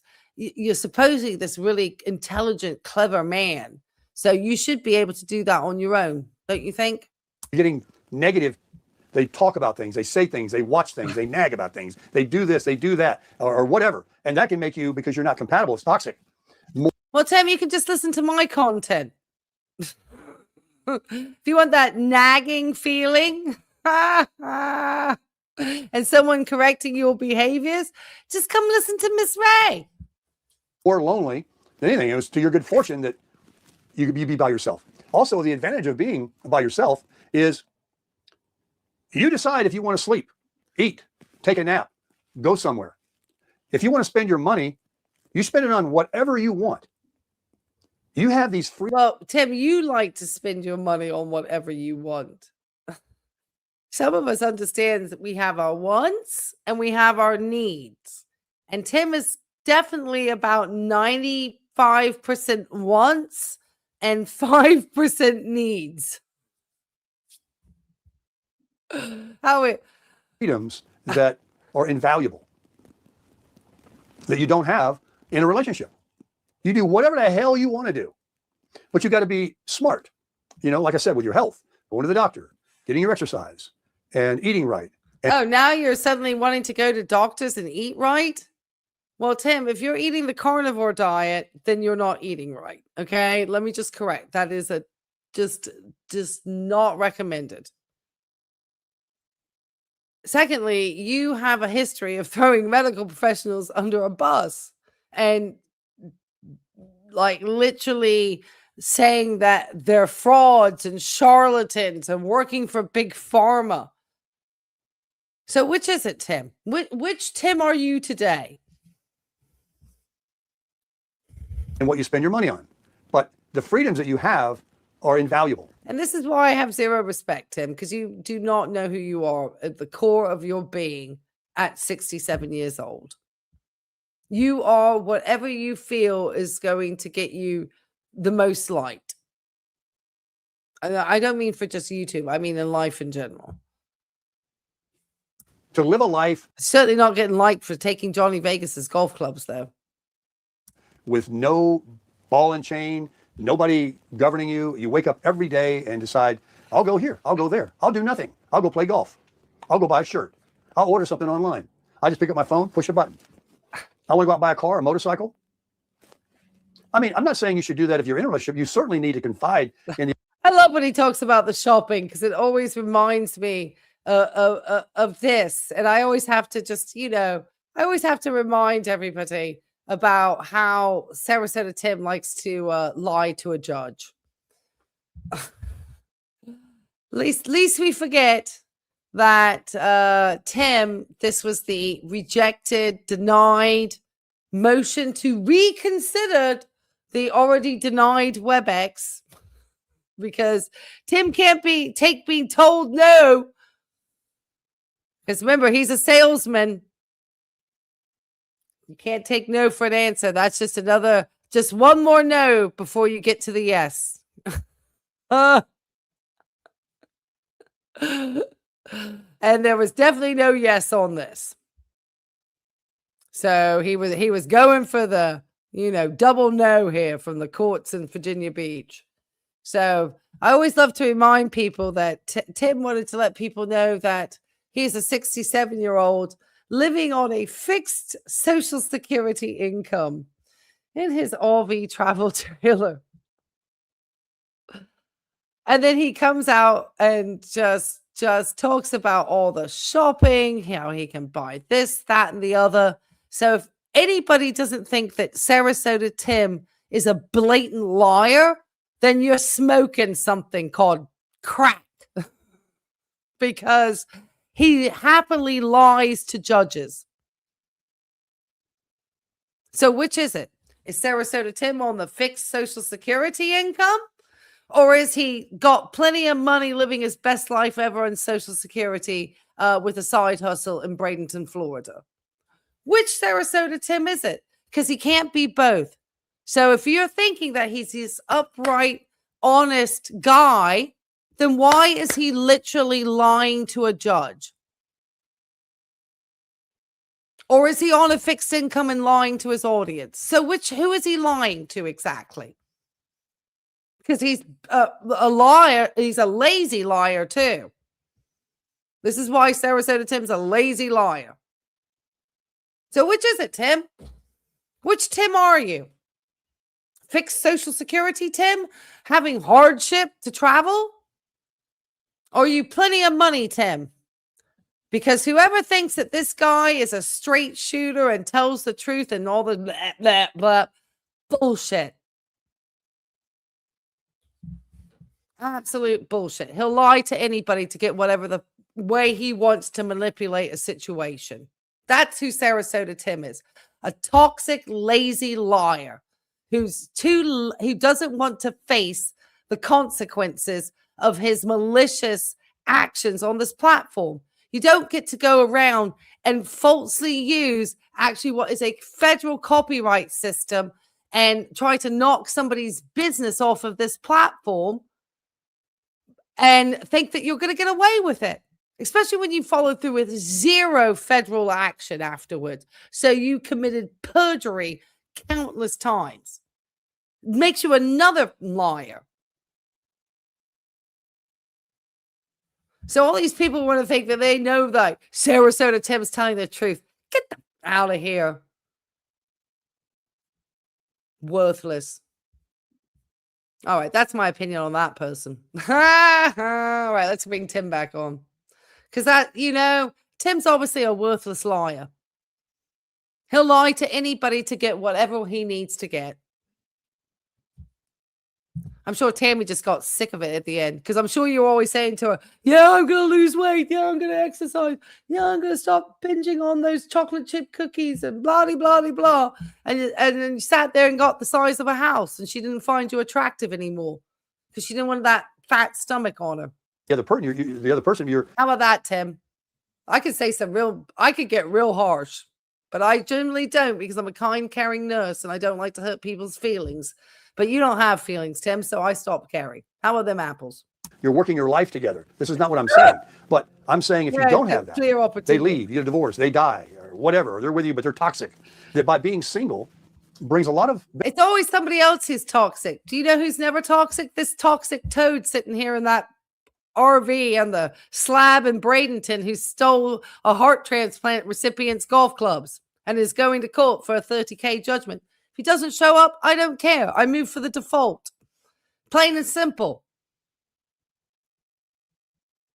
Tim isn't a mastermind of anything. He can't even, at 67 years old, have figured out how to take care of his basic needs. Benefits, too. You just have to be, you see some people, they let themselves go, their appearance, their weight, they become slobs, they don't clean their house. They just, Well, see, you know what? Because the judge didn't meet him in person. He didn't get a chance to get his business card. And I think once he actually had maybe understood that, Tim's this big social media, influencer and famous, I think the judge probably would have granted him the WebEx. I just don't think he understood just the, sheer power that is Sarasota Tim. When they go from having someone for many years, then they just, you're going to have to clean your own house, do your own life. I also think the judge probably wanted evidence of Tim's hardship. I think Tim, for the first time, realized you can't just tell somebody something and they're just going to blindly believe your ass. Because that doesn't happen in a court of law. You actually have to produce documentation to back it up. That's how it works. Laundry, you got to do your own thing. You got to do all these things. But the freedoms and stuff are amazing. And now, the third part of this video that I wanted to talk about while I'm thinking. I get sassier with Tim as the days go on. I feel I can start getting a little sassier with him, especially with all the just shenanigans that he put me through. And I'm literally a medical professional trying to correct this person who doesn't understand what fructose does in the body. And I get then criticized for calling this buffoon out because he's an old man. And supposedly that makes him an expert in what? Nothing. Because he doesn't know how to even manage his appointments. And the camera's rolling. Only thing he can get to is an oil change on time. I want to mention a few ideas on how you can save some money, and that I talked about a lot, long time ago. Yeah, it's an absolute lie. We know that, JJ. Thank you. Hi, happy 4th. Yeah, we know that's an absolute lie, which makes anything else that he says to anybody else an absolute lie. So to think that you could have a conversation with this guy over the phone and you're getting the truth out of this person because he seemed like he was a real stellar dude. Get that out of here. To have visible wireless. Yeah, it means you have absolutely no understanding. Obviously, it's just two con artists trying to grift off to each other. Have at it. Cell phone service. It's a company owned by Verizon. It is a prepaid, and they work on the Verizon towers. It's Verizon, called Visible, and it's $25 a month, and they've got I think a $45 a month plan. It's the super duper plan with hotspot and unlimited. Tim, this has got to be about some of the. I'm going to speed him along over this whatever this was supposed to be. You know, Tim, because you don't own a home, you don't understand that a lot of us have like internet in the house. One, because if I want to stream or upload a video very quickly onto YouTube, it's much better when I have an internet in the house than off of a hotspot. How do I know this? Because I traveled for years with a hotspot and I took the internet off of this house and would come back from my travels as an RN because I could make enough money to pay my mortgage and travel and rent places. And I didn't need to have the internet because I was traveling for quite a long time. And so I wound up just using the hotspot. Now I came back and started to use the hotspot. Do you know what I did? I got the internet back in here once I lived in here full time, because you just cannot run the sort of things really that well. And if you have any type of cameras, which a lot of us do, and I have cameras because some creepy guy who was striking my channel threatened to come to Virginia Beach when I sent him a cease and desist last April. So since you said you wanted to come to Virginia Beach when you looked like you were intoxicated sitting in your RV, I gave you now an opportunity to come to Virginia Beach, and then you tried to get a WebEx. See, it has to always be on your terms, doesn't it, Tim? Everything and, all of that. So I've always told people you can save money on your home internet if you just get the visible wireless plan. I can't say anything about that just because of the lawsuit. I have to look like my hands are clean of everything. That's what I'm going to say. But just know that. Like the $45 plan, and use that hotspot by pushing a button on the phone and then pushing a button on your remote control of your TV to connect I'm glad to hear to your that. Wi-Fi from your phone. Instead of that thing you're paying $100, $75 or more a month that sits over there on the counter or in your bedroom or wherever you have that router. But Tim, I'm sorry. Listening to a guy talk about saving $100 a month on some internet that people might actually like to not have to run with a hotspot when they walk in, and watching you just blow stupid money on bike accessories, it just makes your financial advice look like trash.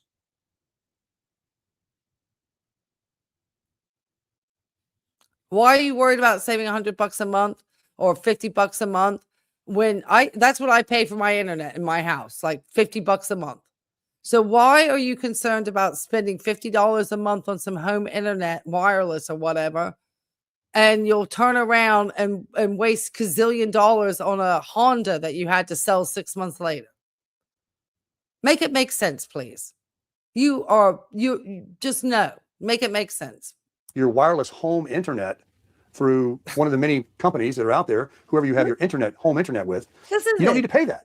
You can power your TV, your laptop, No, you really don't do it that well, Tim. That's why you are complaining about it taking you 3 hours to upload a video to YouTube, because you don't have a wireless at your home. See, you cheap on the dumbest stuff, and then you expend exorbitantly on really just like ridiculous things.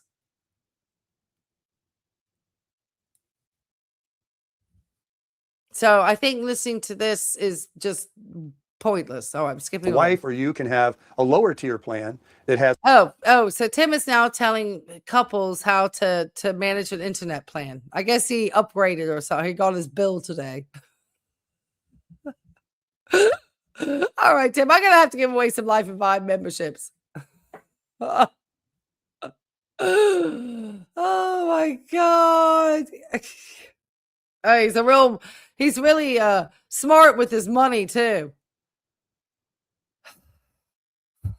You know, don't invest in property at all. Back in the day, it was probably the last bastion of the middle class. No, just, you know, live on a slab for the rest of your life, where Tim has complained that his landlord has put his rent up. Not that much though, but I'm sure that probably irritated Tim. Hotspot. It gives you like 50 gigs or whatever. That's less than. But either way, if you do the math, you can get rid of Frontier. Sorry, Tim, I was giving away some Life and Vibe memberships. Here's gonna Happy July. Here we get Anna finally. Please. Oh, look at this. DR Traveler. Mr. Ranger Lab. How am I not getting you, Anna? I'm trying, Anne. I'm trying. Mr. Ranger Lab. Oh, yeah. I haven't seen them for a while. I think they were one of my foodie folks. I still get my foodie folks over here. Happy holidays, everybody. Happy holidays. There we are. Just gifting away here. And you know what? For that, I get just one of these. Not quite the arena crowd, but it's not too bad nonetheless. All right, Tim. I had to skip you along. Oh, I came up again. I had to skip you along. Or Xfinity or one of these other cable companies that sell you your home Wi-Fi. Most people have a hotspot on their phone. And well, Tim, we know this. Everybody knows this. Why are you talking about stuff that probably more and more I'm finding? And do you need it tomorrow or the next day? Plus, I ordered. Oh, you're welcome. Plus, I signed up for Walmart Plus. You guys know I'm a Walmart guy. Oh my gosh! And now he's got all these shopping services. So he's talking about saving some like a bit of money on some internet. And then he's talking about all the shopping stuff he does. Make this make sense.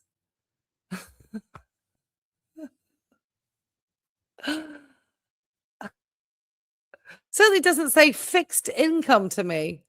And you wrote that on several pieces of paper, Tim. That's just the one I'm showing. I think I have something else from his original paperwork that I might be able to show, because that went into a non-suit, so that doesn't need that's I think I did show it a long time ago. I need to take a look at my stuff. But there was one where he talked about having to pay $300 a month on his EIDL, or him paying on his EIDL loan. So I already have it in writing, Tim, that you have a loan that you pay on. That's the EIDL. I have it in writing that you sent to the courts because you got upset that I sent a copy of that paperwork to you through the process server. And I knew it would upset you, and it did. That was just to irritate you, Tim. And it did. And he just had to recertify that thing too last month. So he somehow has recertified as a business, doing door-to-door sales, because that's supposedly what he, would have based his income on. It wouldn't have been from YouTube, because he couldn't have gotten the EIDL for YouTube. That really would be illegal. Walmart Plus is Amazon Prime. It's the same crap. Walmart Plus is ordering stuff from the world like Amazon does. It's not ordering stuff that's sold in the Walmart store. It's that and everything else. Just like, which was the Puppeteers video? Is that the evening chat he had? Because there was one that I was thinking about doing in a members only that he just went off again. Just like, whoa. Just he's been going just. I'm sure he's got something else out tonight. Amazon. But then again, he's on a hotspot, so it's taking time to upload. Except Amazon doesn't even have a store. So Walmart Plus, and it gives you a cheaper gas price too, like 10 cents off a gallon at all the Murphy gas stations. But why do you need both? So I already paid for the annual fee, and now even if I don't renew it, I'm good for a year. You can do the same thing with Amazon Prime. Most people pay monthly, I think, because the annual is kind of. I'm very happy to hear for Bev too. That's awesome. Oh, that's awesome. All right, Tim, why are you talking about your Walmart? Everyone knows you love to shop. Okay. And Amazon Prime. Or pay for music. Do you stream? Here's another one. Do you pay for Netflix? Well, it's only 10, it's only 20, it's only $15 a month. Well, guess what? The plan that I have with T-Mobile, free. Paramount, Netflix. Well, no wonder you're getting weight on like a house. I think mine offered me something like that too. And guess what? I never put them on my TV. They got YouTube Premium Lite for $10, where you get commercials on music if you play songs, but you don't get commercials on videos. Like if you watch me or any other YouTuber or any long, not a short. Oh, yes. That one with the canopy.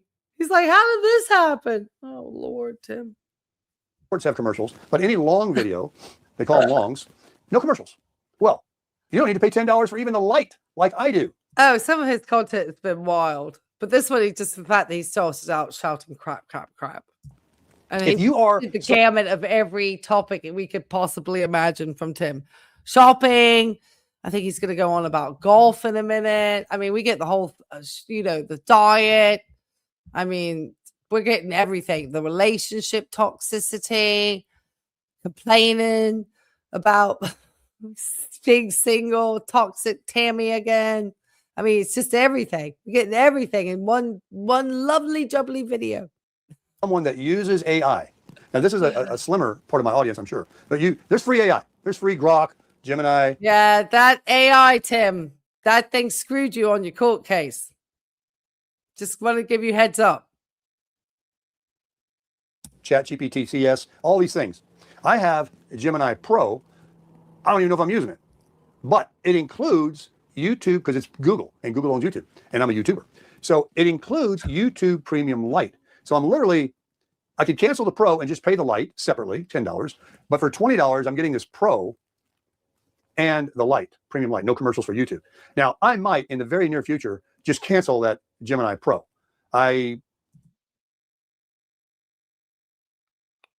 He has way more subscription services than I do. I have YouTube and Ring camera, thanks to you, Tim. So I put that as a business expense. Thought it was a good deal because it included the Lite, and they notified me and said Lite's going up $1. And then I seriously did. I seriously put the Ring camera after Tim talked about coming to Virginia Beach. I got a camera up on the house. Went and got a camera. I think it was a Memorial Day sale over at Home Depot. I got like the 2 cameras, like one that I can watch the dogs in the day and what they're up to, and then the other camera on the outside of the door. And I just do the charging it all the time and it tells you when it's like out of charge. So it's luckily it tells me, just because I didn't want to have to bother about trying to hook it up with the wires and stuff. I know I probably could do it because the doorbell was right there, but I couldn't be bothered. I started finding out about, because I'm an AI guy. I like it. I don't make my videos with it. I don't do anything like that with it, but I ask things. I do things. I ask. Yeah, I find it interesting. Yes. I love the Ring. Yeah, it is a great investment. Some of the wildest stuff you'll see coming through on your neighborhood stuff.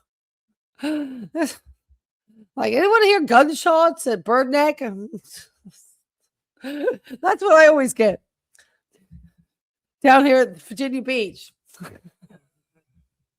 Just always like, did somebody hear gunshots and things about somebody like finding a stray cat? It's fascinating. Tim is just like got everything, man. You are not on a fixed income, Tim. We know you're not on a fixed income. The reason is because of YouTube. So this goes away. You're going to be hurting, mate. Canceling that. Save another $10. Because you say, well, these things only $10, $15, $20. Well, we've named enough of them to add up to more than $100 per month or $1,200 a year. Think about $1,200 more in free money that you have that you can put in your gas tank or in your refrigerator or towards your car insurance or towards your rent increases. Oh, yeah. Or towards the things that you have to pay that you can't get out of. Oh, Tim has definitely lost his ability to have that warranty. And he does the worst maintenance because he really does none. He has not. Does he even ever change the filters in that air conditioning unit? He gets mad because that thing kicks on a lot. There was one evening chat. He was getting really angry at it. He's had some moments. There was one thing lately, again, where I think it was when the air conditioning kicked on. And he gets so mad. It really shows that he gets frustrated. But yeah, this is not made for the type of living. I know he says it's like full-time living in the Flagstaff. This is not this is made for weekend use. It's not made to be constantly lived in. It literally doesn't have the structure for the amount of moisture that we cause as human beings in a property. At some point, the exterior might be maintaining itself, that what he keeps looking nice and clean, but over time it's going to start to, wear out. Like, it doesn't do a lot of cooking really. So he's not really chopping up and really like hardcore using his kitchen. Food, housing, car insurance, clothing, medical prescriptions. There are so many things that we have to pay, even if we didn't owe a penny to any single person. I am so sorry you went through that. I am so sorry. And I'm just so glad that the results, probably because of your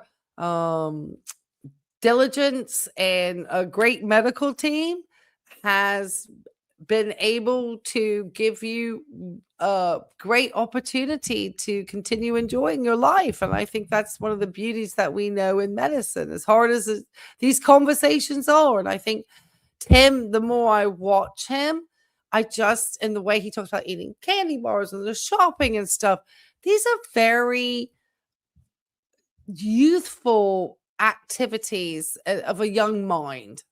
This is not somebody who is a confident, mature adult, in my opinion. And I think we see it in his impulsivity, in having this great opportunity with his channel and all of these financial rewards that have come along with it, and kind of how he wasted and squandered the money that he could have used to have secured himself a better future, because Tim is a natural show off. He's a show off. He just wants to be a show off, like a teenager. Look at me, look at me, look at my car, look at my clothes, look at my jewelry I wear, and without really thinking about the structures of the other stuff that he needs to maintain himself. And it's going to get more difficult for him as he gets older, because the social safety nets in this country have been completely eradicated. I mean, they're getting rid of more and more things. Like, they're doing things that are going to cause people who are trying to improve themselves with education. They're thinking that if they don't offer any financial help to people through the government, that it's going to automatically lower the costs of these universities. And I think the only thing that it lends itself to is more predatory private lending, and people having worse rates and more debt, trying to get out of situations and trying to have opportunities to improve their lives. Because not everybody is born in a family who thought to set up a 503B college savings plan, or has the enough, extra income left over that they can start thinking about those savings vehicles and so forth. Very small percentage of the US population actually has the type of income access to afford all of those things, I mean, most people and families are just struggling with healthcare alone. You got this waste of money over here. Good Lord. On a monthly installment. You still got debt to live, and they keep raising everything. So what do? We cut back. Another way you can cut back too, buy you one of them cremators. You want a good steak? Forget Ruth's Chris. Forget Longhorn. Forget Outback. Throw it in that thing right there. You got the best steak you ever ate in your life.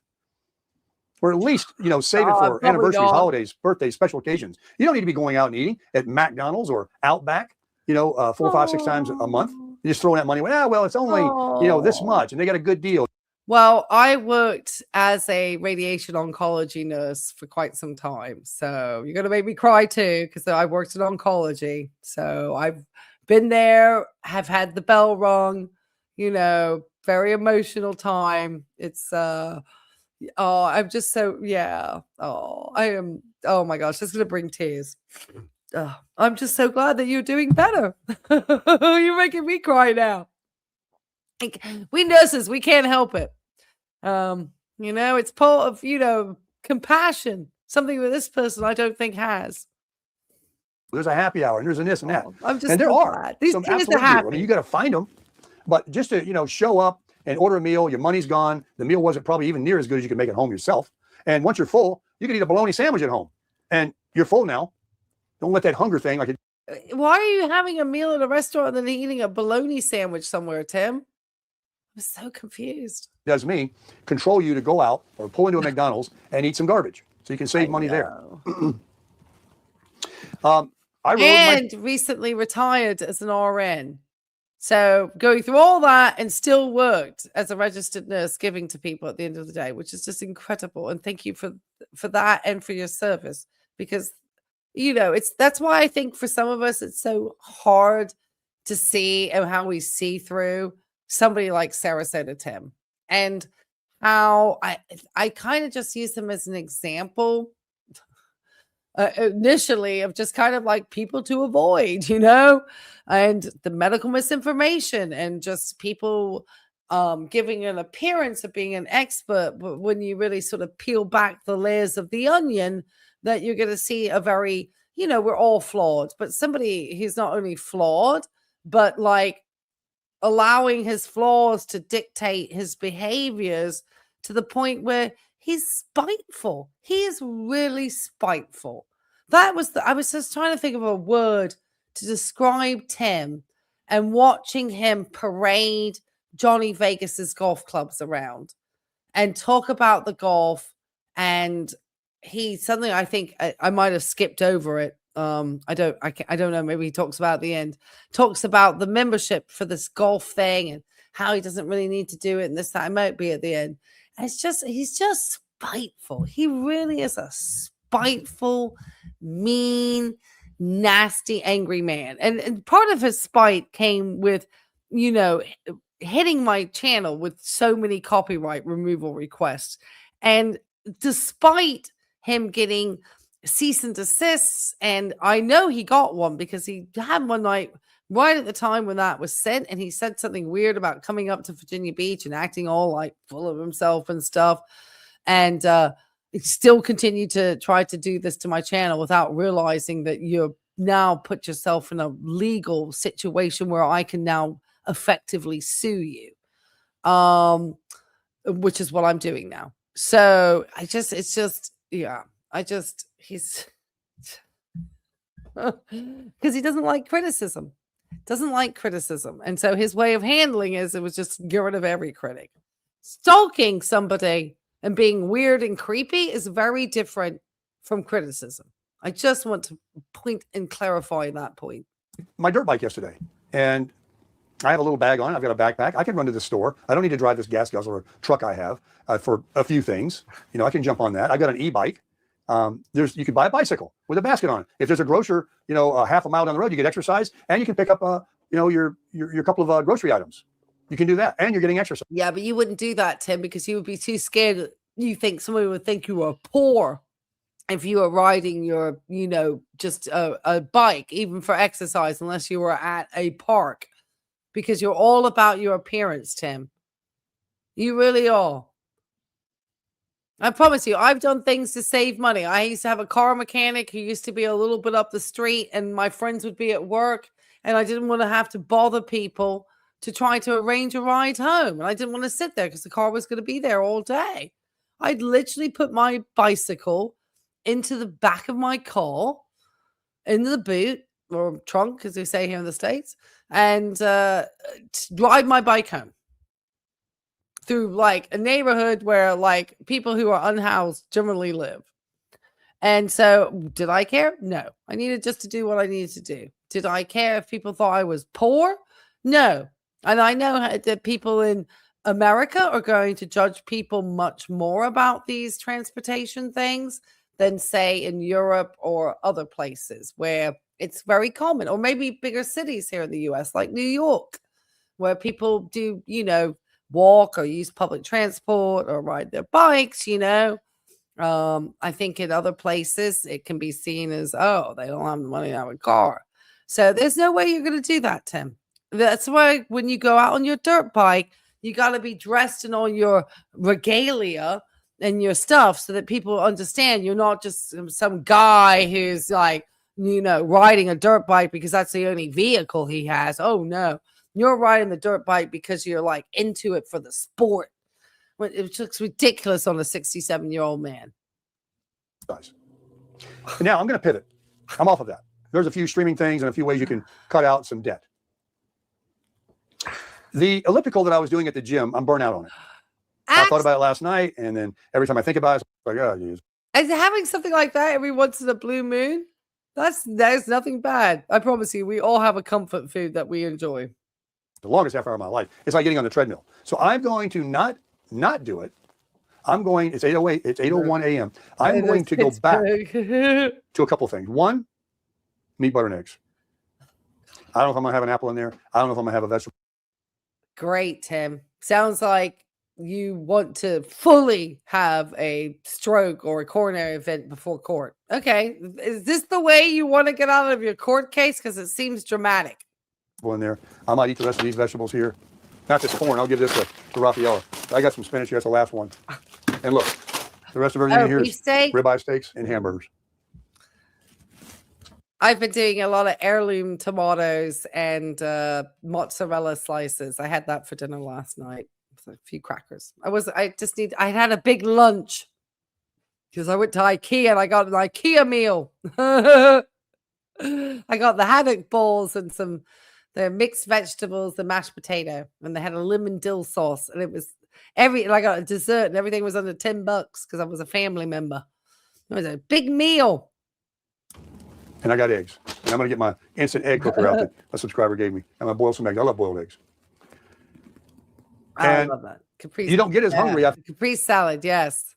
Oh, that's, I can't grow any tomatoes here because all the critters eat my stuff. I had one year I was so excited because I was growing tomatoes.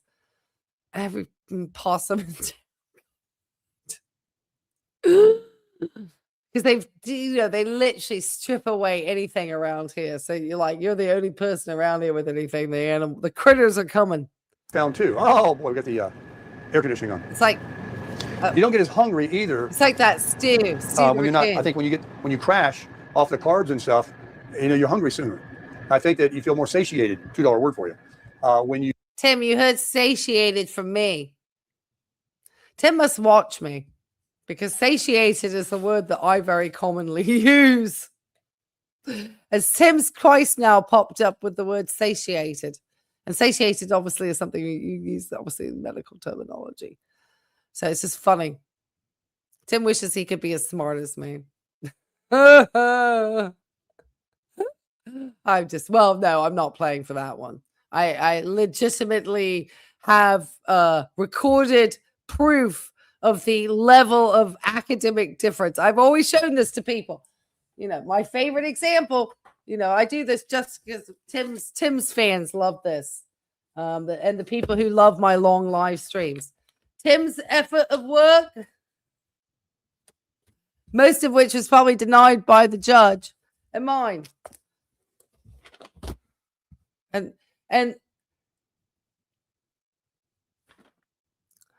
this envelope looks like probably like one that he recycled from me. When you eat these other things. All right.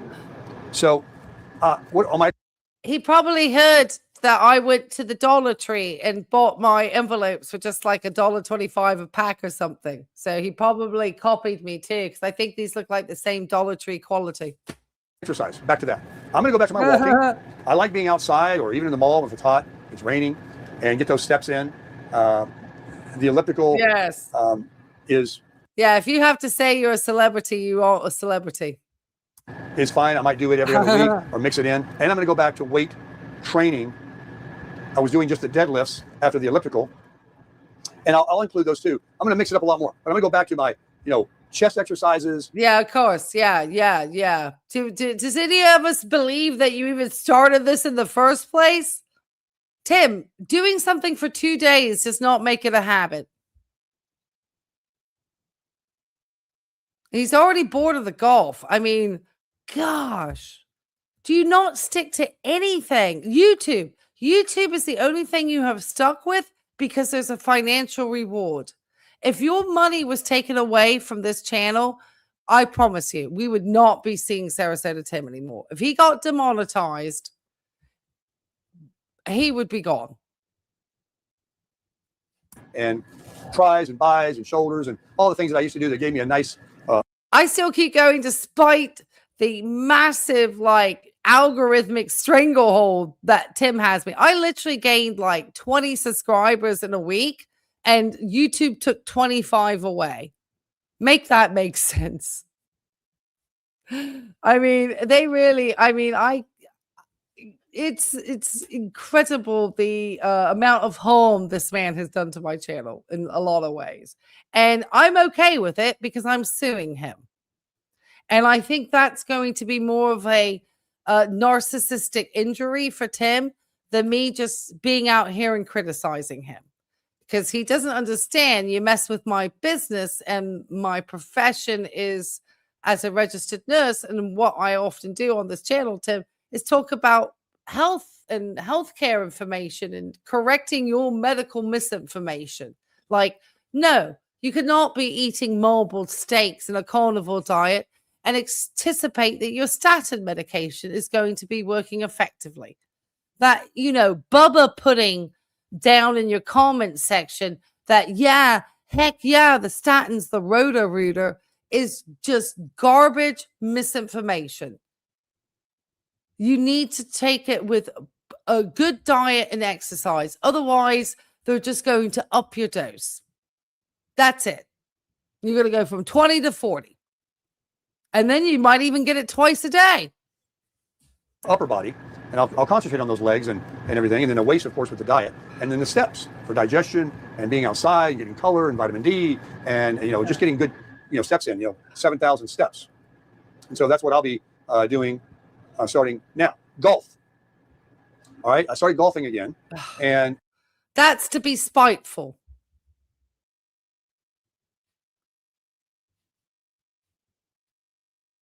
You had done no golf on this channel, sir, until you got those clubs from Johnny Vegas. Nothing. You're spiteful. You're a spiteful human being. How do I know? Because you struck me 10 times to be spiteful. And you guess what? I don't like spiteful bullies and malignant narcissists. I just don't. I don't. Luckily, the law doesn't like you either.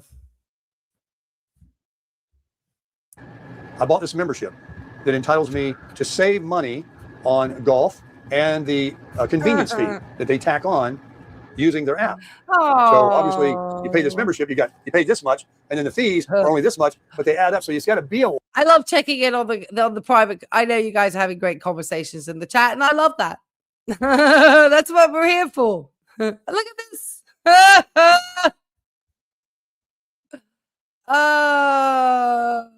Going out west. Yeah, the golfing line.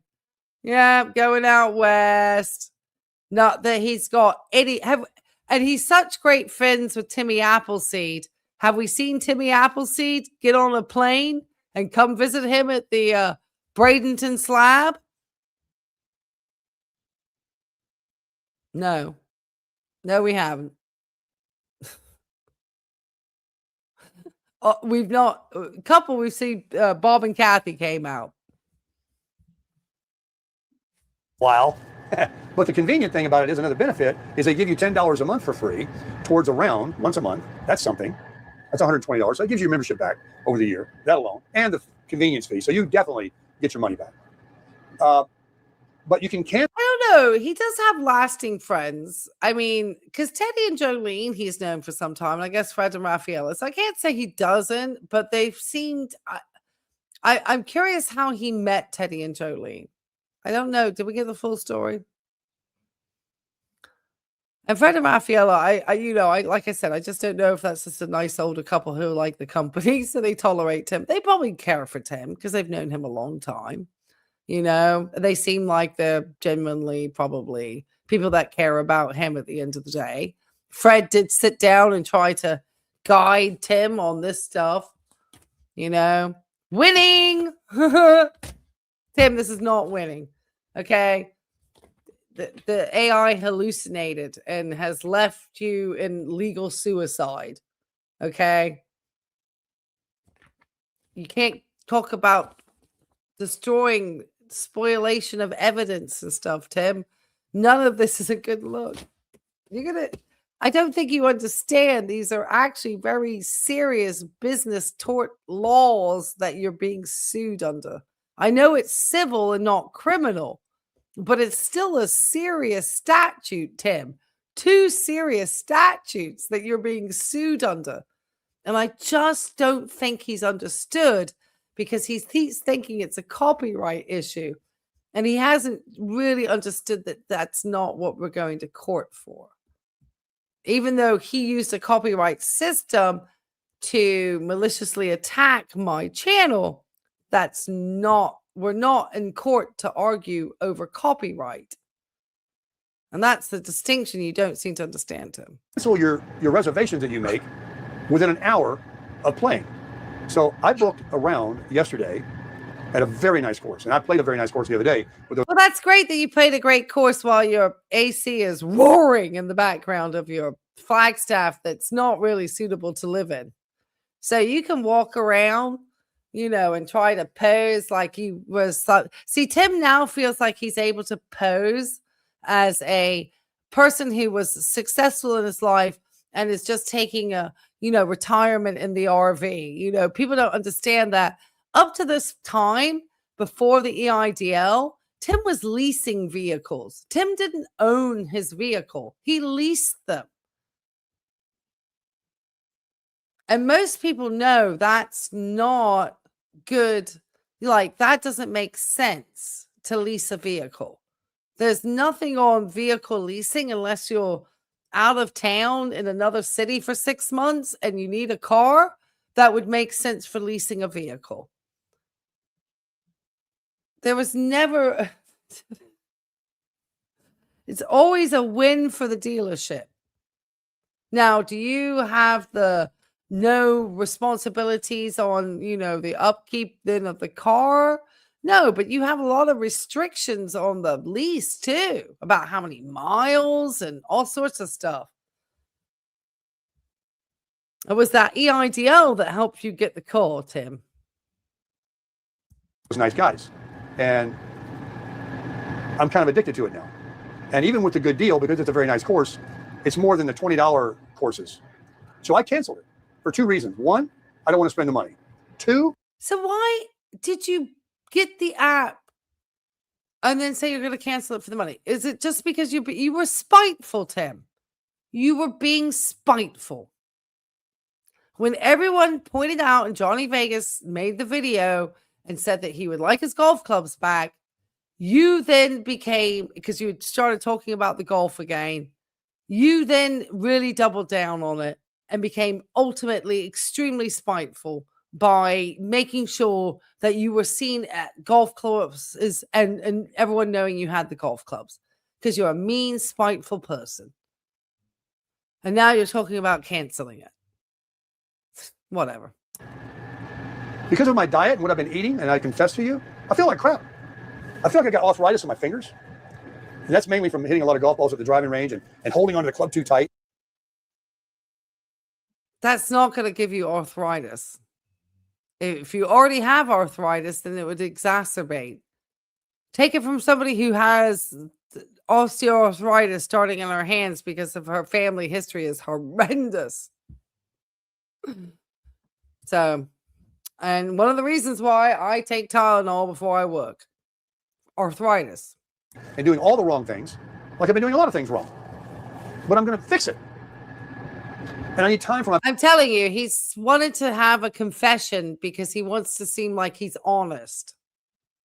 Because, he needs to make sure he looks honest with the golf clubs. But I promise you, we already know he lied to the judge.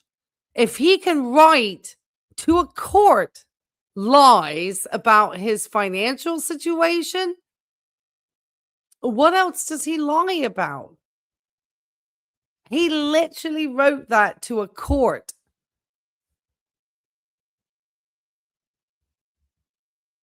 And anticipated they were going to give this man a WebEx based on his lies. That, of course, he had no evidence to back it up. What in the just absolute? I mean, that is a level of arrogant, entitled delusion that I cannot believe. He just doesn't want to face the fact that what he did on this platform was wrong. And you're going to pay for it, Tim. I don't give a what the men in your echo chamber want to tell you about that bitch shouldn't do it. I don't care. I absolutely legally have a right to do it. So much so that I'm taking you to court. Guess what? They haven't, thought that the case was not worthy of you having to show up. Body to rest. I need to go back to the beach and work on my tan. I need to use the canopy I bought. I need to talk to some chicks. And I need to start slimming down. And I need to swim. And I need to get in that water. And I need to use that float up. Yeah, arthritis, osteo has a very strong hereditary component. I promise you, I have a thumb that's got the classic like notch right here. So despite me maybe looking young, other parts of my body are looking old. My knuckles, I've got like and my grandmother, I mean, my family has such bad osteoarthritis that one of my aunts, her whole hands were replaced with like titanium, which I'm just like, oh no, because like I've already had like my varicose, like a couple corrected in my leg. And just that's my running and work. Even though I wore compressions, obviously teaching and nursing, you're on your feet a lot, running, you're putting a lot of effort. And I knew that was coming down the pipeline. So it's very good. It's why it was so sort of not helpful when families didn't talk about their medical and people were very personal. And you can understand that people don't want to share their business. But when it comes to families, it is important to let people know, about certain chronic conditions that especially come on along with aging. It's propensity to like have glaucoma comes in my family. The osteoarthritis, the varicose veins, just all the fun stuff. For $7 or $8 or whatever it was. And then you can also make sure that you do interventions. Like if you have varicose veins in your family, you never really want to make sure you're wearing compressions. I wear compressions all day at work. That you are obviously watching your weight, your blood pressure, things that are going to put an impact on your venous system is something you're going to be cautious. So fortunately for me, because I did do so much in order to not be exacerbating a sort of a hereditary condition I had. When I did have varicose veins, I actually was able to get one of the worst insurance companies, I was told, to actually cover my procedures. Took forever. It was Anthem. Bloody awful. And they wanted to make sure that, because all these people who think they just give you pills and stuff, that may happen when you have Medicare. Because Medicare doesn't have restrictions on access to care that regular working people insurance does. Because they will put in all sorts of lifestyle change caveats. And I think even now with some of the older plans, I had patients who literally were trying to get hip replacements and were having to do cardiac rehab and lose weight in order to be able to be approved to get the hip replacement, because they're not just taking people and doing it anymore. They're literally saying, no, you're going to have to lose the weight and you're going to have to take care of yourself and do certain things in order for us to go ahead and do the surgery. because otherwise the surgery isn't going to be a success. So I've had patients literally, you know, like trying to work somebody while they literally need a hip surgery. I mean, and trying to find the exercises like that would be the most comfortable for these people to do so they could try to get to that surgery. And like I said, for mine, if I hadn't had good blood pressure, hadn't had always maintained my weight, had a history of wearing compression stockings, they would have refused my surgery and made me probably do it for a year or two before and let that problem, which was starting to cause me issues because I could feel like the difference in my blood flow on my leg. It's amazing how better it feels now. And so fortunately for me, because I had been doing all of those things, the second I had to try to get a procedure, insurance couldn't deny me.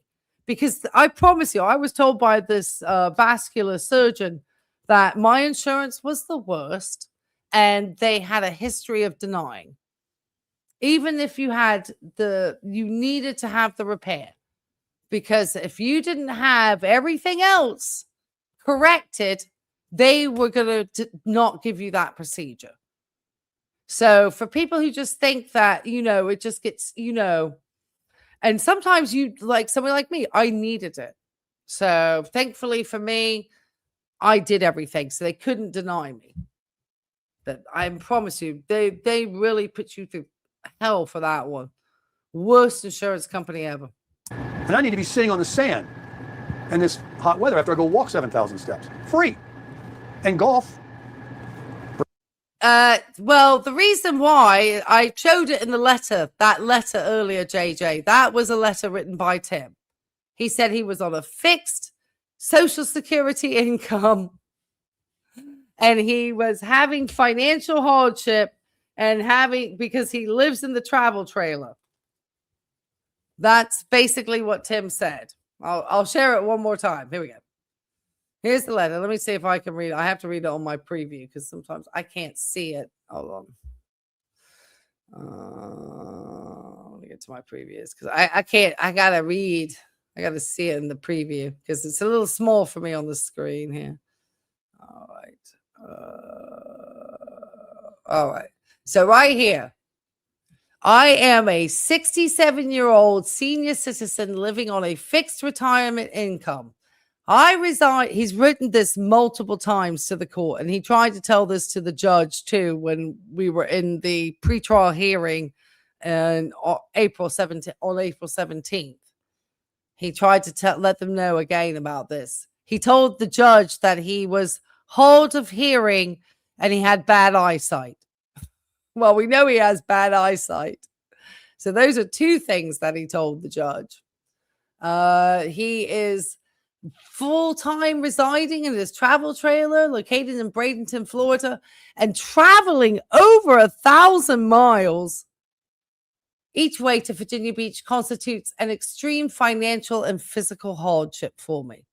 So basically, I don't like spending my time and money on that because it's not about me and me doing me. Well, Tim, I'm sorry. This is me doing me over here now. And if you don't show up, then you get a default judgment. And then it's in Virginia, we move very quickly for garnishment. And Florida has a way of making sure that that's upheld. Florida is the best state in the country for that stuff. Yeah. So, yeah, JJ, I would, yeah. So that's just, you know, and then he complained that, you know, just because you're a pro se representative, Tim, they expect you to have the same detailed attention to your court case as an attorney. And I don't think this looks like that you had the same detailed attention to your court case as an attorney because you claimed all this stuff and you had no evidence to go with it. And there is no question of statutory law, Tim, because my statutes already precede this because this isn't a copyright case. It's not a case about copyrights. And see, that's what you don't understand. Oh, he's just full of lies. He's just lying. Bring it down a notch. And if those guys want to email me, or I feel like I want to play a really good round, I'm feeling strong, my fingers aren't hurting, or just go to the range more and spend $11 on a bucket and whack them. A lot of people do that. They never play at all. They just go hit some balls and just dial in your thing. I've been watching so many YouTube videos on the single plane swing with Kurt Junge, I think his name is. Somebody else watches. Well, that's great, Tim. I'm sure you ate a bag of bonbons along with it. I'm out there, I know. I didn't watch a video of your golf swings because I really don't give a hoot. And I guess what happened is Tim had other people film him doing those golf swings. Maybe we should take a look real quick because maybe Tim looked a little bit chunky and that's what upset him. He actually had to see himself really on camera for like the full body because usually he just sees himself from the top up. So he fools himself.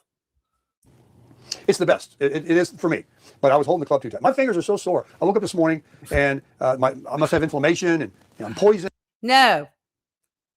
There is no such thing as a senior citizen who's not 67.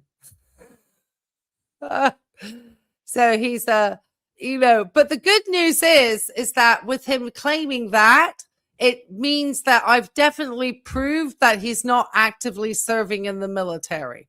Because I did say that one of the reasons why I know that Sarasota Tim is not actively serving in the military is one, he told the process server he's not actively serving in the military.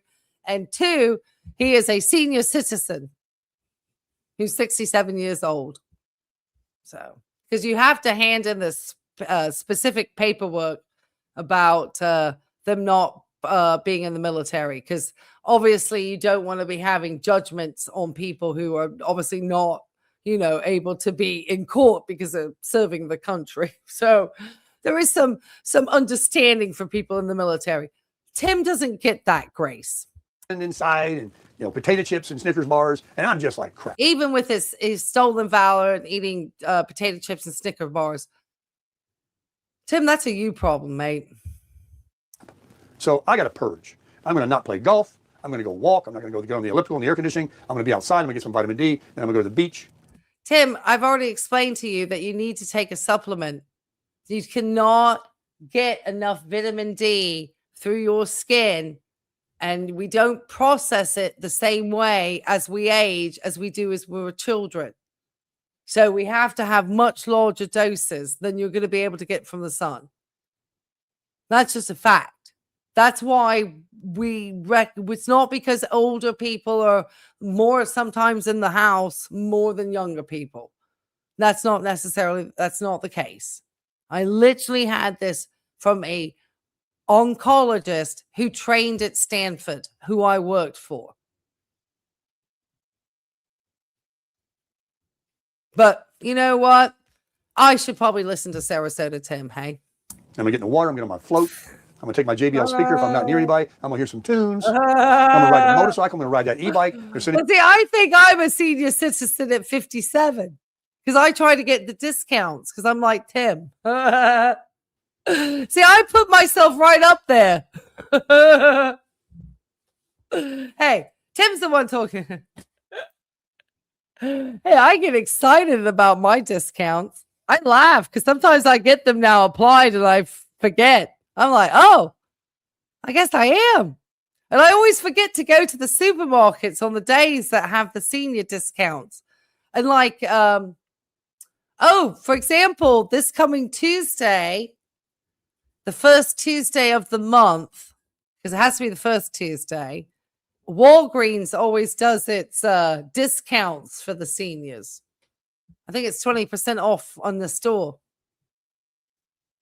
But it's only one Tuesday a month. But Walgreens does a big senior day discount.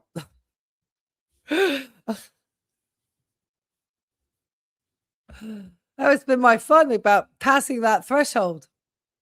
Be another rack. I got to be building that soon and making a video for it. I'm going to take the e-bike and take it somewhere. Maybe down. I embarrassed my friend because I finally got my senior discount on a cinema ticket. Because I think my friend's a couple of years younger than me.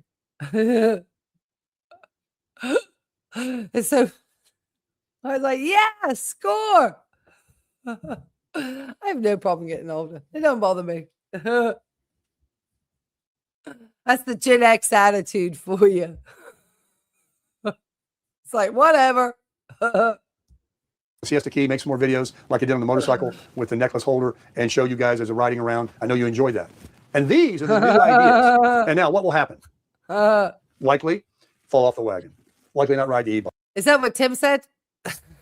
This is here we go. Here's Tim telling us all the stuff he's not going to do. He's going to fall off the ladder. Yeah, we know that, Tim. It's off the wagon, actually. Likely not ride the motorcycle.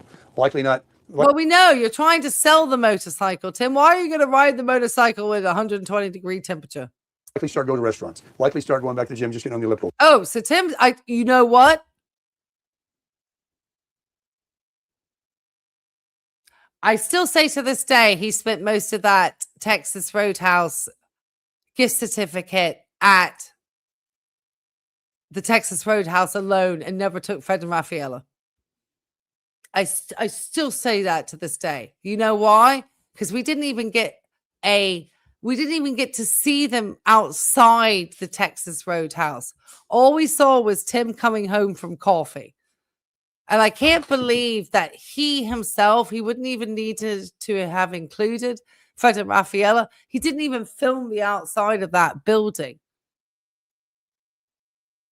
And we know he filmed that Cracker Barrel when they went there for Thanksgiving. So the fact that we didn't even get to see the outside of that Texas Road, nothing. I'm very suspicious. I think he was going to the one around the corner from his house. Likely stop walking. Likely stop. Just kidding. Life is a circle. But as a single guy, by yourself, without any coaching, without any encouragement, except for my community, and I listen, I read. Oh yeah, your community is wildly encouraging, Tim. They encourage you to be an absolute horse. Without any of that, you've got to be a self-starter. That's why I was always a good door-to-door salesman. You know, to be a door-to-door salesman, you know what kind of gumption and self-starting attitude you have to have when you. I always get upset at how few places have discounts for RNs and healthcare providers, but there are a few places. And so I do, like Birkenstock. I actually can get a discount. Hell, the ID me. So there's some good stores. I was so excited to find out because I found this one, the EVA, like they're like plastic material ones that they have that are waterproof. Oh my God. I just discovered the most comfortable freaking sandal in the flip-flop in the world. I mean, it like bends with your foot. It's the most incredible flip-flop sandal I have ever worn in my life. I am not joking. It's like a sports shoe that you don't have to wear a sock. Oh my God. I promise you, I'm going to have to get another pair because these are the most comfortable things that I have ever worn. They are what I just could not believe it. They're so comfortable. And, you know, living in a flip-flop town like Virginia Beach, you really want to get, I could not believe it. It's the EVA material ones. It's all one piece of material. It's so comfortable. It's worth a little bit of the investment. Wake up every day like, I'm going to get ready, get in my car, and go out there. And sadly, not sponsored. I would take a Birkenstock. I don't care. I would take the sponsorship. Knock on doors. Now, when you work for yourself and you don't have to go do it, like show up at a place where they're expecting you. Yeah. That takes a lot of fortitude. Well, they have different styles. The one I got was there's like a one that has like a thong sandal. But I think I'm going to get the Arizona style. There's a blue one that I liked.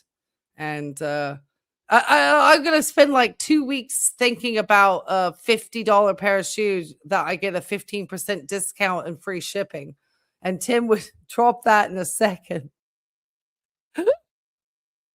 And yet I work and own a home. And this guy just took money from the government and had a sloppy YouTube channel that he found a group of just hardcore fans of his that are going to stick by him.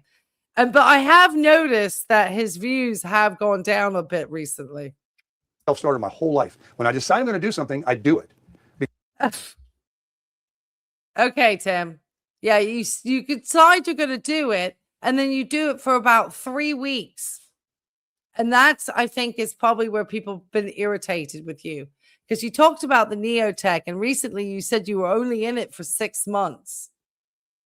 Yet it impacted your life so much, you ended up in a divorce.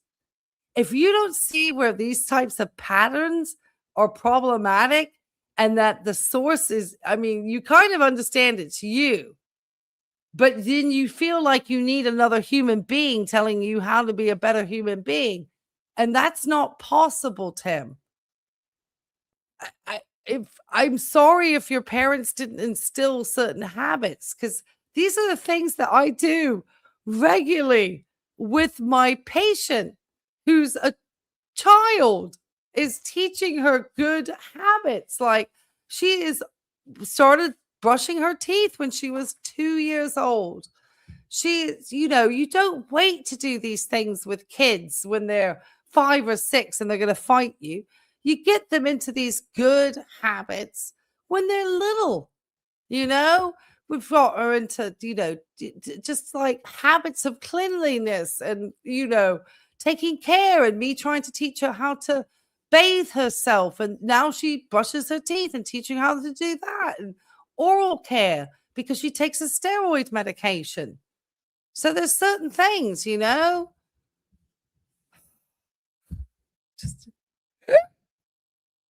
guess I will be teaching Tim a lesson. It's just not the one he likes. Because it works, it's rewarding, it builds self-esteem, and you get results. And it's happened to me over and over and over. Just like praying works, just like living clean works, just like it's better to be sober than a drunkard. All of these things are undeniably the way you should live.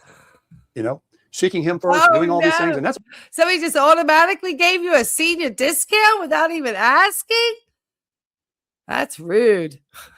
And I'm not surprised it would happen in Virginia.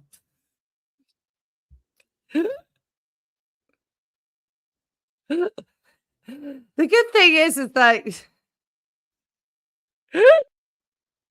I know, but hey, let's just take the free money. Tim would have been happy. all you got to do too. For guidance and direction, if you're by yourself or even in a relationship, you can just seek him about asking how to be healthier and happier and have more joy in your life.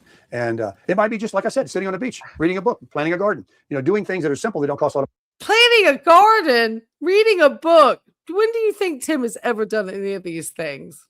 Tim is living in a fantasy of a world and a life that he's only looked at from the outside and never really been in.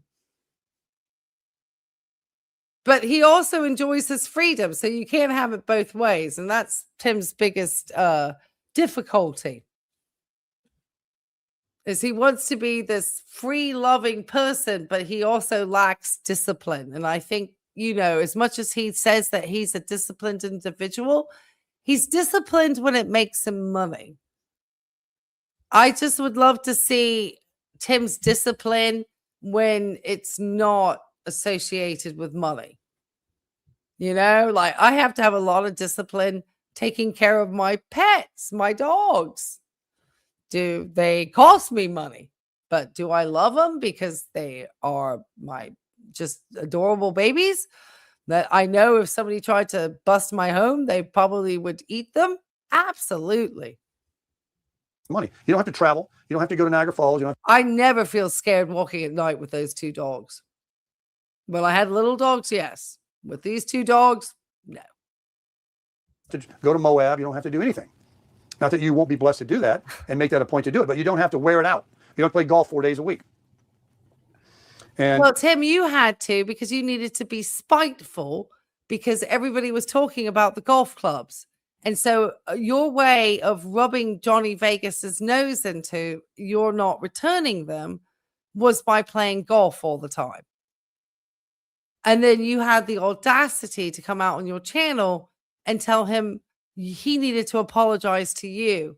And if he asked for forgiveness from you, that you would return his property. You're cruel and spiteful, and a liar, and a lazy liar.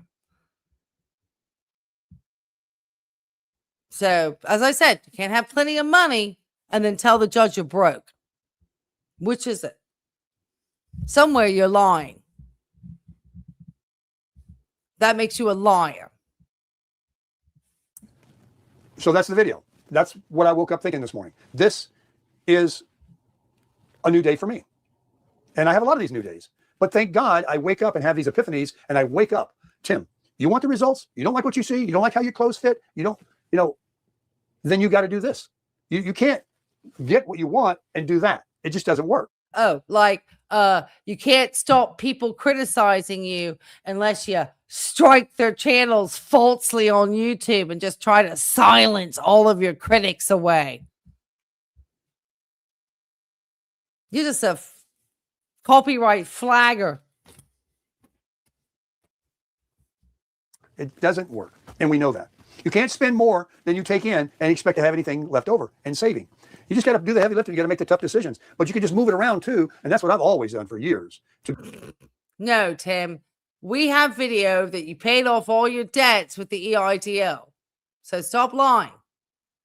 And I have the letter that you wrote to the courts in Virginia Beach saying that you're paying on that debt. So every time you come out on your channel and you say you're debt free, again, you lie.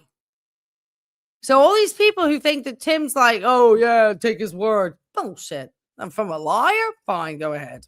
Be able to make my life be as free and as happy to do the things I want to do without still carrying on all these other things. You have to quit that for a while, move it over here, quit this for a while, move it over here. You just keep moving the little, what you shell out over here for a while, then over here for a while. You're not spending anymore. But what people do is they just take on this debt.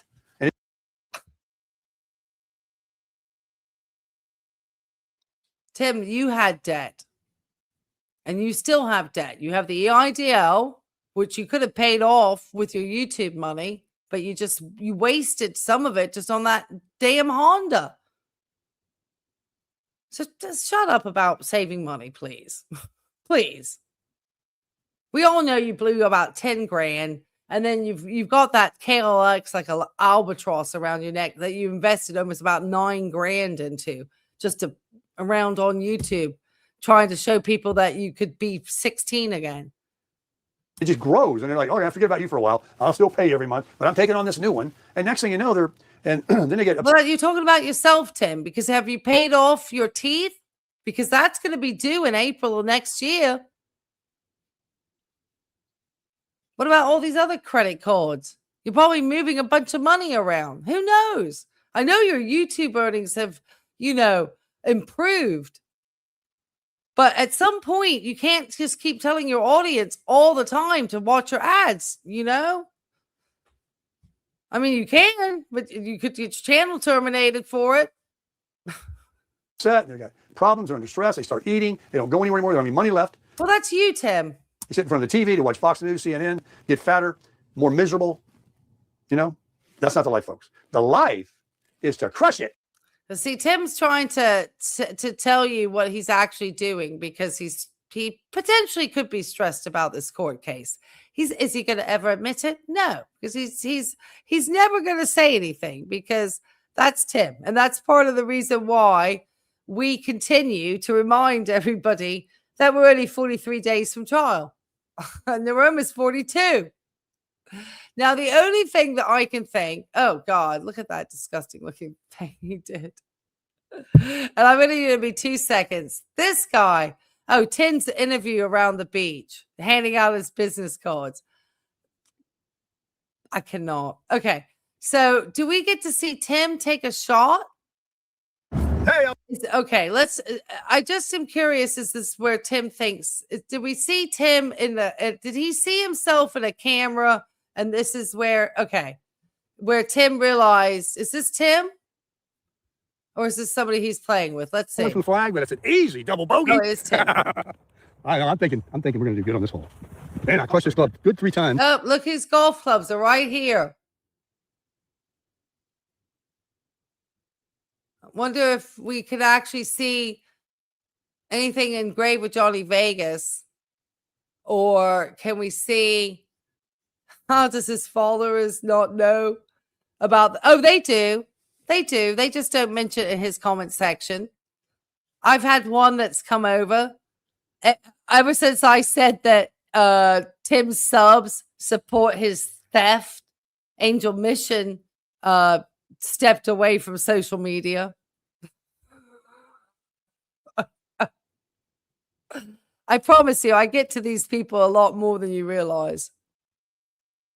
Well, probably a lot of times you realize because I get a lot of criticism. That means I'm impacting people. Are you out? I'm a vet. Well, have a good night, sweetie. Have a good night. Yeah, we're gonna keep up the fight. Don't worry. We're always fighting here. Oh. I just didn't go as left as I wanted. No. I mean, Colin over here. I'm just curious. Did they show Tim? Hold on. I thought we saw Tim. I thought I saw Tim. Here we go. Here we go. This has got to be what got Tim going. He had to have looked at himself on camera. Well, we got a GPS there to give us exactly. You're probably like 170 out. 170? Looks like that 5 would again. Okay, so he's out here with these young guys who are slim. Oh my God, these young guys, they probably got driven just wild by Tim. These young people, they don't talk like we do. Not to old people. They don't want to talk. He looks miserable. Mr. Videographer. Yep. Uh-oh, Mr. Videographer? Is he paying that guy? Oh, JJ, did you catch this one?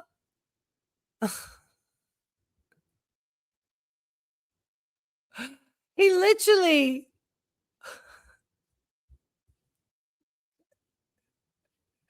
I hadn't watched this. Because obviously I'm not interested in watching 40-some minutes of Tim hitting golf balls. But he literally has met some person. He's calling this young man videographer. Now, young people are very used to filming people, so they probably don't think twice about it. But still, can you imagine? It's not like...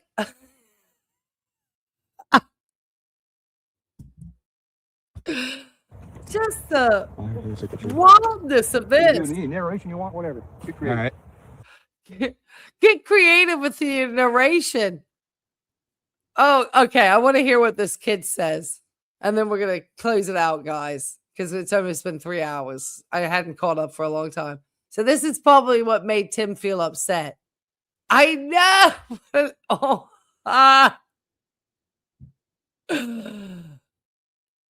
It really is. For his monetized channel, he's literally like having to scare up strangers now. Oh, abso-effing-lutely. And if they actually went on YouTube and found out he's getting sued and stuff by an old lady like me, they'd probably be laughing even harder. Put one close. Look at Tim.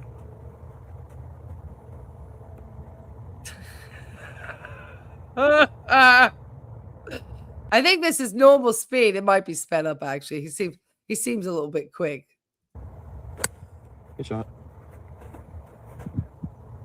On the right side of that green up there. I think it's like on the fringe, but it's on the right side, yeah. Yeah. Between that bunker and the fringe. It's a long way from the flag, but it's an easy double bogey. Yeah, the kid isn't gonna put up with the lies. The kid's just gonna call it like it is. Yeah. I want to interview these kids.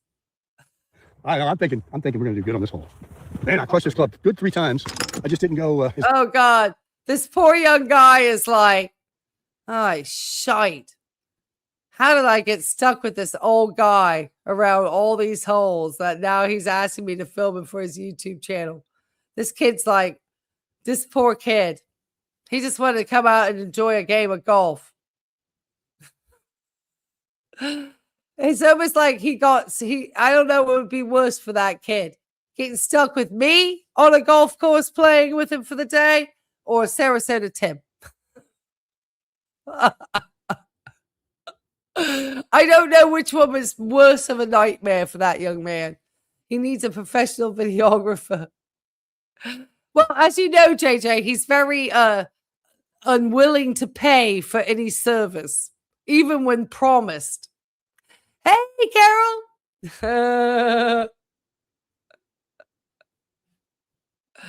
Left as I wanted. No. Or we got Colin over here. Going for the green. Hits it nice. I guess they're at a 4. That kid is wishing he wasn't in the buggy with Tim. I guess he drew the short straw. He's a little long on the right over there near me. We have caught the bumper. TJ is on the green. There's his ball in front of the bunker if you can see it. Tim. All right, let's see if we can see any more of Tim strutting around like a little peacock. What into here? Oh my God. You know, out there with Johnny Vegas's golf clubs. Anyway, but Look at that for a view. Lord of my life. Lord, Tim, that is a red face. You need to cut off the sun and the meat, sir. All right. Oh, here we go. Here's Tim. Here's Tim strutting around. nice putt. And now he's only got that for bird. This poor young guy. He's like, I'll go ahead and let him hold the camera. He can mark that. We'll all putt. See if I can get lucky and sink this par over here. Looks like it's a good one back to the right. this poor young guy is thinking. Long way, Steve. He's just thinking.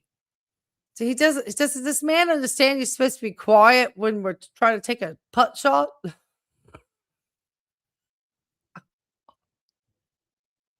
Tim is like the worst person to play golf with. You're supposed to you need silence to concentrate.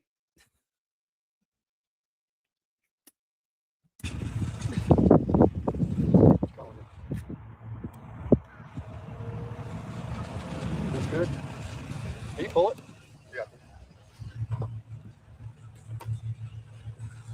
Oh God. Tim doesn't even have Tim. I can already tell you that putter is too short for you. Is he playing with a kid's putter? What is up with his putter? That is a terrible. He doesn't stand correctly to putt. That is like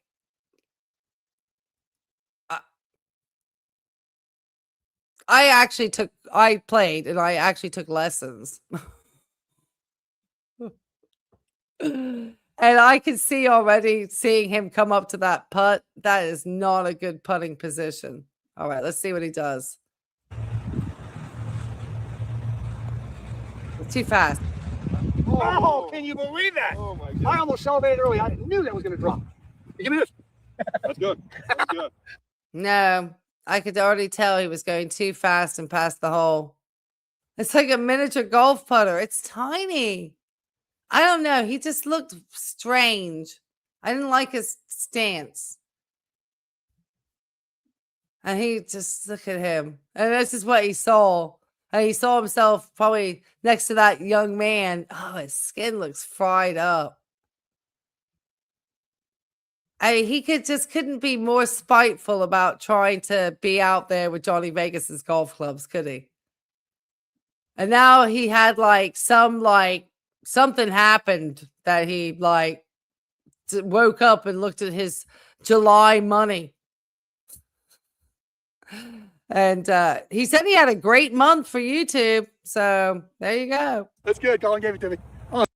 All right. That's enough of. So Tim obviously thought he was, that's his, that's the, a physical hardship to travel to the courthouse. I'm just so glad that the judge denied, because we were going to, obviously if anything had come this way, I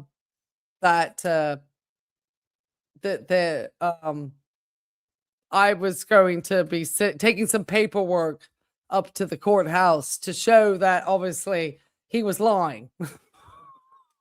Well, we already had the paper ready to roll out, highlighting Tim's egregious lies about fixed income and inability to travel. And luckily, I didn't have to take any more time going to the courthouse. But luckily, I found out that because this is a business-related case and I would not usually be traveling to the courthouse, I would be having to, I can get mileage. So that's pretty good. See, did you think about Tim? You might be able to get mileage on that travel to Virginia Beach. I don't think for Tim, it's not about actually, I can't stand that piece of meat. That thing looked terrible. I think for Tim, is it this evening chat? This evening chat was wild too. This thing was wild. It's 32 minutes. We'll do that in the members only. Because that evening chat was terrible. But yeah. I don't think Tim I just don't think he wants to face any type of accountability or responsibility. I was supposed to put a poll in. Darn it. I totally forgot. Sorry, guys. I'll have to do a poll next time. I missed the mark. I apologize. Oh, I had a good poll and I forgot to put it out. Oh, well. It's been a long day. But yeah, my personal thoughts are just that it's not really a matter of Tim not being able to afford or, he just wanted to manipulate the courts because he just does not want to face any type of responsibility. Though he was the one who did this action, he doesn't want to face any consequences for it because either one, he really is so convinced that this is supposed to be a federal matter and doesn't understand exactly understand what he's being sued for. And that's a really scary lack of reading comprehension, to be so unable to understand what you're actually being sued for. So much so that your grounds of defense was this is not court acceptable, Tim. The judge is going to be very angry when they see your file. This is called disrespecting a court. They're gonna move for the default just on this alone. So I think either he's embarrassed, he doesn't want actually somebody who is a judge telling him that he is not, being found guilty of his civil business torts. And I don't think Tim has got the, really doesn't have the balls to face it. He doesn't have a defense and he's not mounted a defense. His defense isn't accurate. It's not going to fly. It was already mentioned previously when he was trying to not even come to trial and the judge didn't listen to it then. So I'm just trying to figure out, where did you think that you didn't answer anything really in my particulars? It's like you don't understand how the law works. And you don't certainly know how to present a case. You can shout your pro se to your blue in the face. They don't care. You have the expectation that you will show up to court in Virginia as the same as an attorney that you paid for. And this is your fault, mate. We're getting closer to 42 days until we get to court. And I promise you, the countdown's been good for me mentally. And we'll finish it here for the night. And I want to thank you, everybody, for your time. Let me give you all a big round of, ignorance. Yeah, ignorance is his defense. And unfortunately, that never works in a court. So...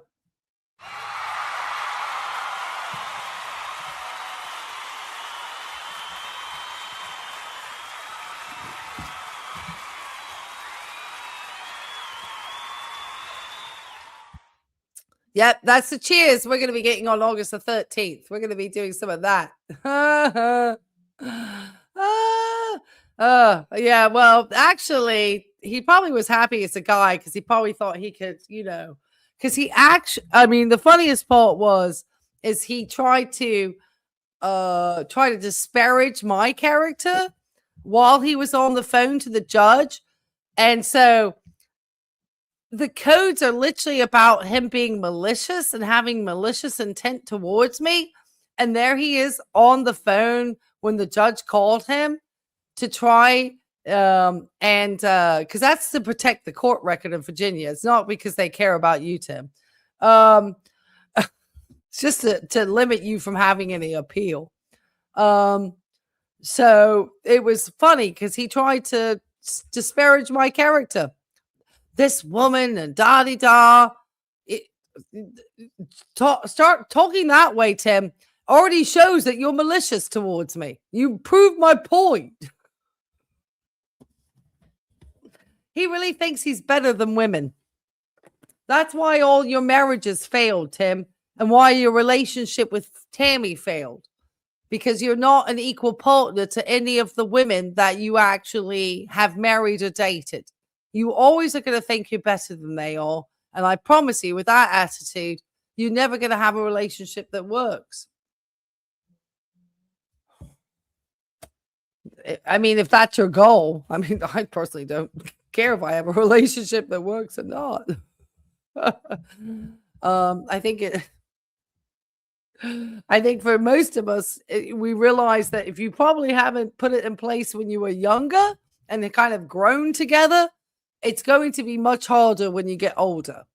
It just is. Unless you have that personality type that is able to work well and flexibly in relationships, then it's probably going to be difficult. Most of us are probably pretty difficult and stubborn. And especially if you've been living on your own for an extremely long period of time. After watching Timmy, you're happy in your own skin. I'm telling you, I guess that's one of the reasons why Tim's audience likes it. They're probably like, dang, at least my life's better than Tim's. I mean, they're all just propping him up. I mean, it's just, it's just hilarious. It is hilarious. And I just am excited because we're getting closer to court day. And I'm excited because I'm going to be consistently counting down to show Tim what consistency can look like over 60 days. And I appreciate everybody also for supporting me on the countdown because it has helped me mentally. Reason being is that obviously having to wait such a long time to actually get to the courtroom and having to watch, Tim's emotions through this as he's sort of, initially handed in his paperwork when it right straight away, when my paperwork came to him, he immediately fired off a response and he was so excited that day. He was so excited. He'd spent the afternoon with Fred. They had the best time ever. They were having such a laugh. Tim was winning, And ever since he got denied the WebEx, and then I started counting down closer to the day of court, he started to spiral a little bit more. And for a malignant narcissist, this is not good for Tim because he loves attention because but to have this type of attention is not the attention he likes. And so I'm going to keep it up because he, put me through a lot of stress when he was doing his striking of my channel. So I only feel that it would be fair for him to feel the sort of stress that he made me feel because I worked hard to build my platform too. And I worked hard to create logos and image and try to build an audience, which I had built long before Sarasota Tim. I just felt that I wanted to talk about somebody other than Foodie Beauty. I had exhausted that topic with her, that she was, I wasn't gaining anything new, and I was repeating myself as far as her diabetes type 2. Tim, on the other hand, has provided so much more entertaining drama because he does move around a lot more than Chantel does. Chantel just makes things up from her couch and then does horrendous things in public. So, I mean, but I did understand she had bad lab work. Shocker. All right. The canopy. Yes. Okay. We'll watch that one real quick just for fun. Is it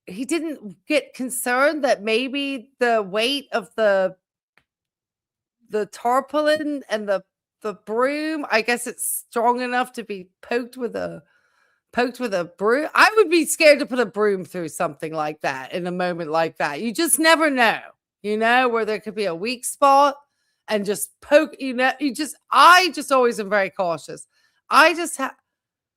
I'm sure you're not supposed to have those things out in the rain like that. I'm sure you're supposed to bring them in. But Tim used it to protect that KLX. Why didn't you just put it in the shed, Tim? Don't you have the man cave shed over there? Or is it filled with too many e-bikes and shit? He's a minimalist. How did they get water saved in it like that? That's weird. I know. I started bringing it in. I'm like, what's going on? Well, let's bring it in again. See if it works. That's not cool. I'm thinking that awning probably should not be out in the rain at all. I wonder what Flagstaff says about that. I don't own an RV. Now she's working. Oh, gonna get my bike wet. Well, just a few drops. A few drops won't hurt it. I can wipe those off the seat. Gonna get me wet too.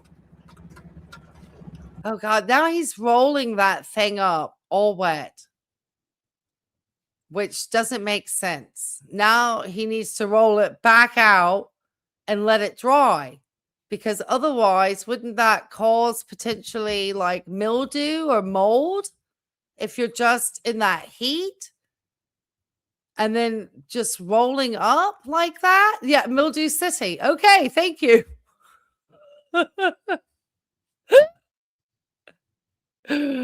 Does he not think these things through?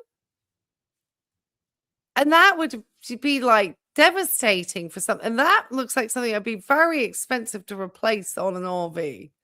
Something that Tim would not want. It would ruin his thing. Is he soda drunk? Looked up and could see the belly before letting it. Oh, Tim, this is not your best moment. That's why I always leave it in. You can't trust it out here. Well, yes, Tim, you're right. And now you've just rolled it up to be mildew. So now you actually need to roll it out, unless you think,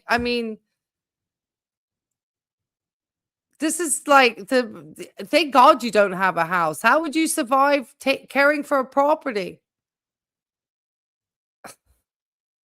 Wouldn't you be embarrassed to be this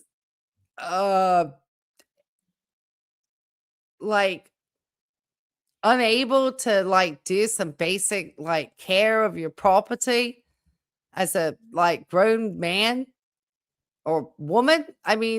Wouldn't you be? With the misogyny that Tim loves to have and hostile misogyny, you would think that he would enjoy having some, practical skills, but he actually seems to think that having like skills that make you seem like you have some common sense. I don't know. He had no common sense to discover the mildew and film himself. Oh gosh. Well, he filmed that one time on top of that thing, trying to take care of the air conditioning, because he watched a YouTube video that convinced him that he could do it. And then he got up there and he gave up in like 3 seconds, which is wild to me, because I had an issue with my air conditioning unit's capacitor. And I watched a YouTube video and I was able to change mine. And I took the photos and did everything like I was supposed to. And it's still working great to this day. He shocked himself. Yeah, you have to be real careful. I was like wearing gloves and I had turned everything off, like all the switches. And it was, you have to, make sure that you're covering for the electrical part, because sometimes they still hold charges inside. So you have to, that's why it's good to wear the gloves and stuff, just in case. RV awnings for sunshine, right? Not for rain. He knows that. Well, knowing and doing are two different things for Tim. The rainwater to wash his bike, it goes to the car washer. Yes. Yes, that's the logic. And the thing is also, I mean, I understand you can use well water and stuff, but rainwater washing your bike, I don't know. All the pollutants in the sky and stuff. I wouldn't want to use rainwater to wash my cars. That's why I take my car to the car wash. And then knowing he was collecting rainwater, he didn't think where all that rain? What do you think? Where do you think it's going to land? Just like roll off like a roof? Because there's no guttering up there, Tim. He used to call him the landlord or property manager. Right. Yeah, he's used to letting it be somebody else's. You don't do electrical work. Been shocked a few times. I can imagine that makes it frightening. And the only reason I, made sure like every electrical outlet was off and I was wearing like thick rubber gloves and stuff in case a shock came through, and was using like one hand and stuff so I wouldn't make a full circuit contact, and earth myself out. So, but I've had training as a nurse to handle certain types of medical equipment and electrical equipment and all sorts of stuff. So nurses have to handle a lot of equipment and medical equipment and all sorts of things. So we get used to working around equipment. So as far as that one thing, yes. Anything else, when my air conditioning needed it, the AC guy came out. So the one thing I knew I could fix, I fix. Anything else that's a little bit beyond just the filter changes and doing a capacitor or, fixing a few other things on it. No. Anything electrical, like in the home, I always have an electrician. Certain plumbing things I will do on my own. I've replaced many things inside my toilets that needed to be replaced. Done a lot of work actually. And one thing, my toilet was leaking and I found there was this one little tiny like valve thing I needed to get, and fixed it for like $1, so certain things I will do. Other things where I know somebody who actually needs to have like a trade, plumbing, like big plumbing work. Yeah, I get the plumbers in. But the ones that not even my plumbers want to deal with, those are the ones I know that I can do on my own. So yeah. Oh, he didn't know how to connect an air hose. Oh, that's sad. I've literally changed the tire on the side of a highway. The only reason why I find it hard is they use those electric jacks now when they put the tires on. So, I've had times where I have literally all 140 some pounds of me jumping on the arm of the tire jack thing and not been able to move a bolt, and been like, Jesus Christ, I hate those pneumatic machines. It's like when you try to come off, I've literally stood on the side of the highway jumping on it. Like, Jesus Christ. Jumping, thinking I was going to break the metal of the arm of the jack thing, it was wild. He didn't use how to use a weed whacker. He didn't know how to use the weed whacker.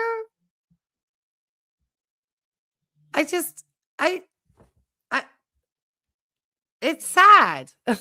It's because he's never wanted how to change a tire. Yeah, it turned out to be a good lesson, unfortunately. Yeah. I remember back in the day when my friends had cars, everyone needed to know how to change a spark plug. that's just kind of anyway.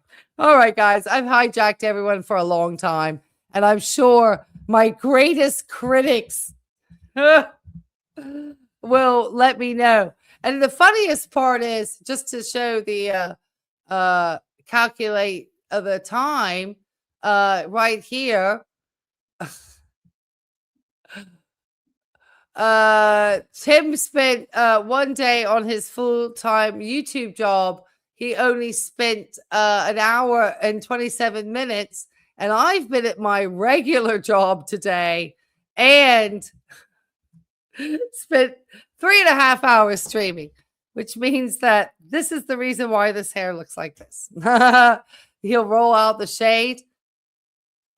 I don't know, because now he's probably scared. Knowing Tim, he's probably too scared to have the shade out because he's probably nervous about it getting rained on again. So he probably will keep that thing retracted forever and a day, not thinking, I probably should leave this out and just keep an eye on the rain or like the weather reports, so that when the rain is on its way, I bring it in, but at least I'm here to let it dry out so it doesn't mildew. I had more concern for my cheap umbrella downstairs that was getting wet, which looks fine, than Tim's awning, which is like connected to the thing that he lives in.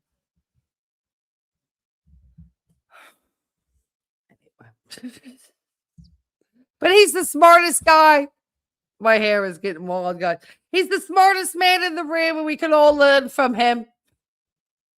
He's got so many good things to teach us about diet and nutrition and health and wealth and all of those good things. All right, guys. I did promise a members only. I did not get to it last week. I am so sorry. I had to film something, and I just time took me longer than I thought. So I apologize for that.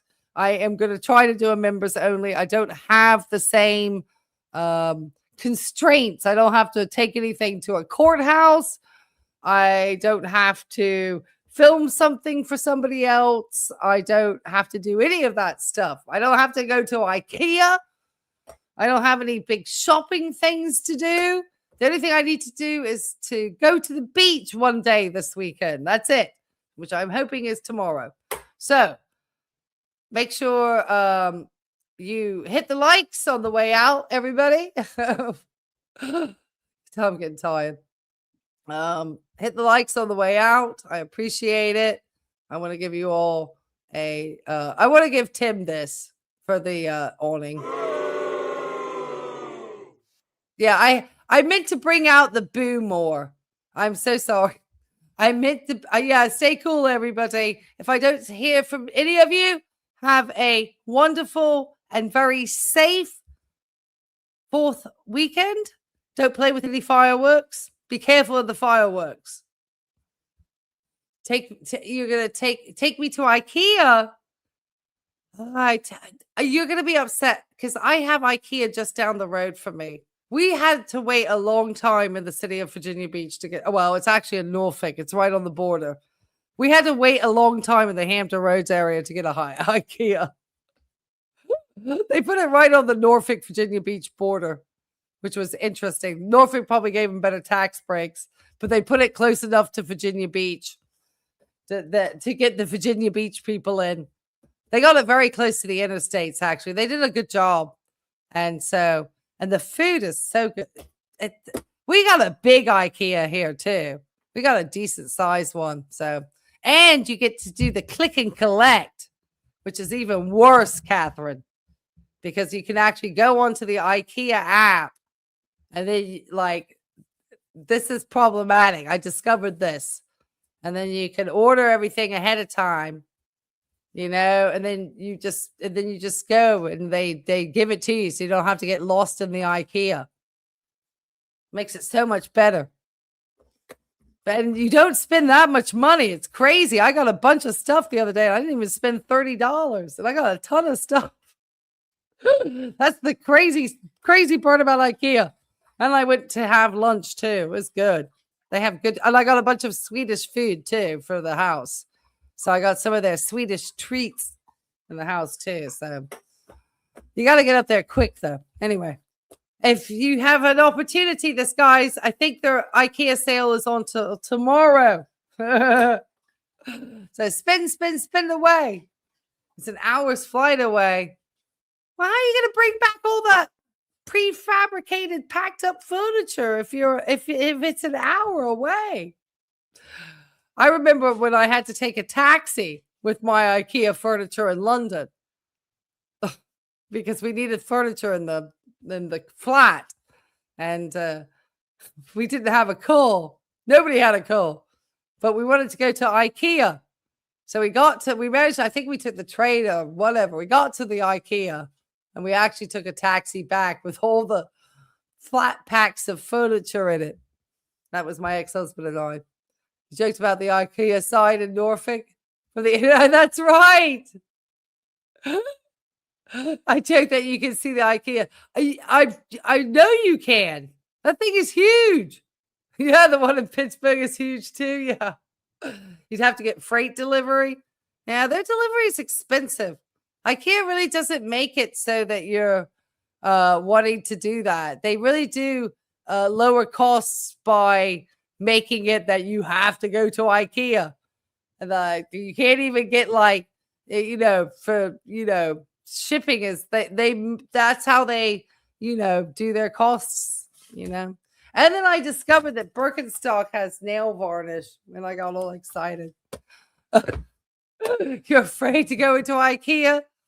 Well, that's why I did the click and collect, because I just got the things I needed, because I then went upstairs and I ate a bunch of food. So I got too full to want to go shopping. And I got like my food beforehand. So I was like, I made it so I wouldn't suddenly decide to go into the store, because I had some stuff I needed to do too yesterday.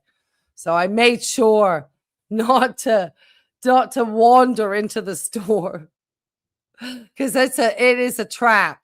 Once you get it, you're like, oh, I do need that. Oh, that would be helpful. Oh, well, yeah, I could do with a new bath mat. Oh, yeah, I know. Oh, where did I live in London? Oh, I was in different areas, but probably at the time I was probably in close to Maida Vale. Oh, it wasn't Maida. Kilburn we were right on the Maida Vale border though. So I was up in Kilburn on the Maida Vale border. I lived actually in Covent Garden. Believe it or not, I lived right in Covent Garden for a while, right next to the theatre where they have the Mousetrap, the play there. So I lived in the heart of London at the Covent Garden. That was wild. And then I lived in another part of London called Earlsfield, which is in the south. That's closer to Wimbledon. So those are the parts of London I lived in. So yeah. So yeah, but I think at the time we went to IKEA, that's when we were living in Kilburn. Oh, near Camden. Yeah. Well, yeah. I mean, it's still a long way, but it's that area of London. Yeah. So it was Maida Vale, Camden, the Kilburn area. So it was that northern part of London. But I used to take the bus to Camden. In fact, one time I was taking a bus. I was coming back from Camden. I think I'd been up to the market there. And I think we were sitting there on the bus, and suddenly the bus driver, I guess he hated his job. And we were all like, the bus driver quit his job right in the middle of his route on the bus in London. I don't know what was going on.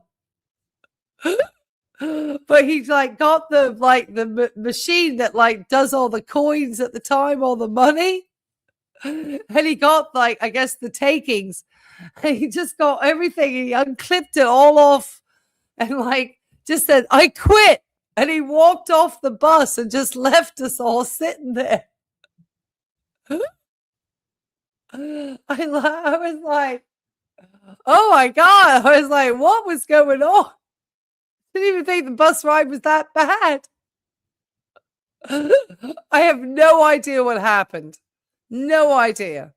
But the bus driver suddenly quit his job on the double-decker bus and just left us all.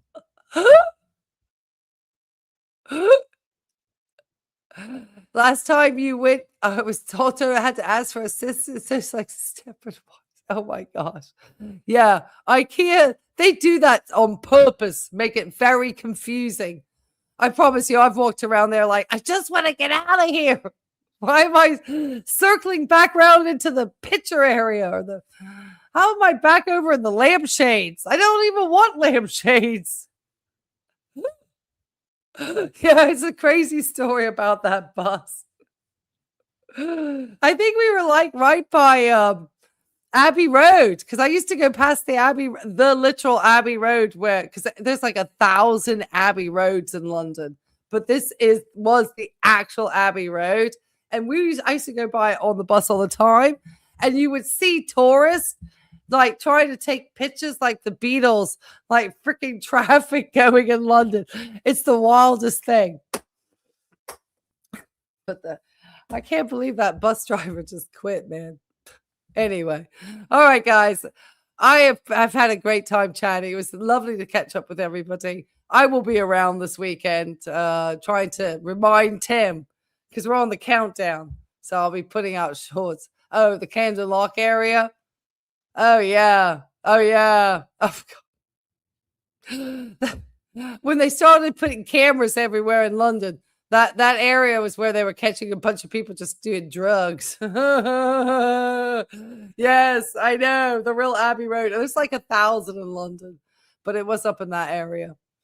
So, I mean, London, I had a lot of fun. When I lived in London was the time when London was a really fun city to live in the 1990s. It was having a lot of resurgence in art and music and fashion. It was just a really hip place to live at the time. They used to call it Cool Britannia at the time because like Britain was supposedly so freaking cool to live in with Oasis and all that stuff, I guess. I did actually see Oasis in concert, but that was in Mexico City.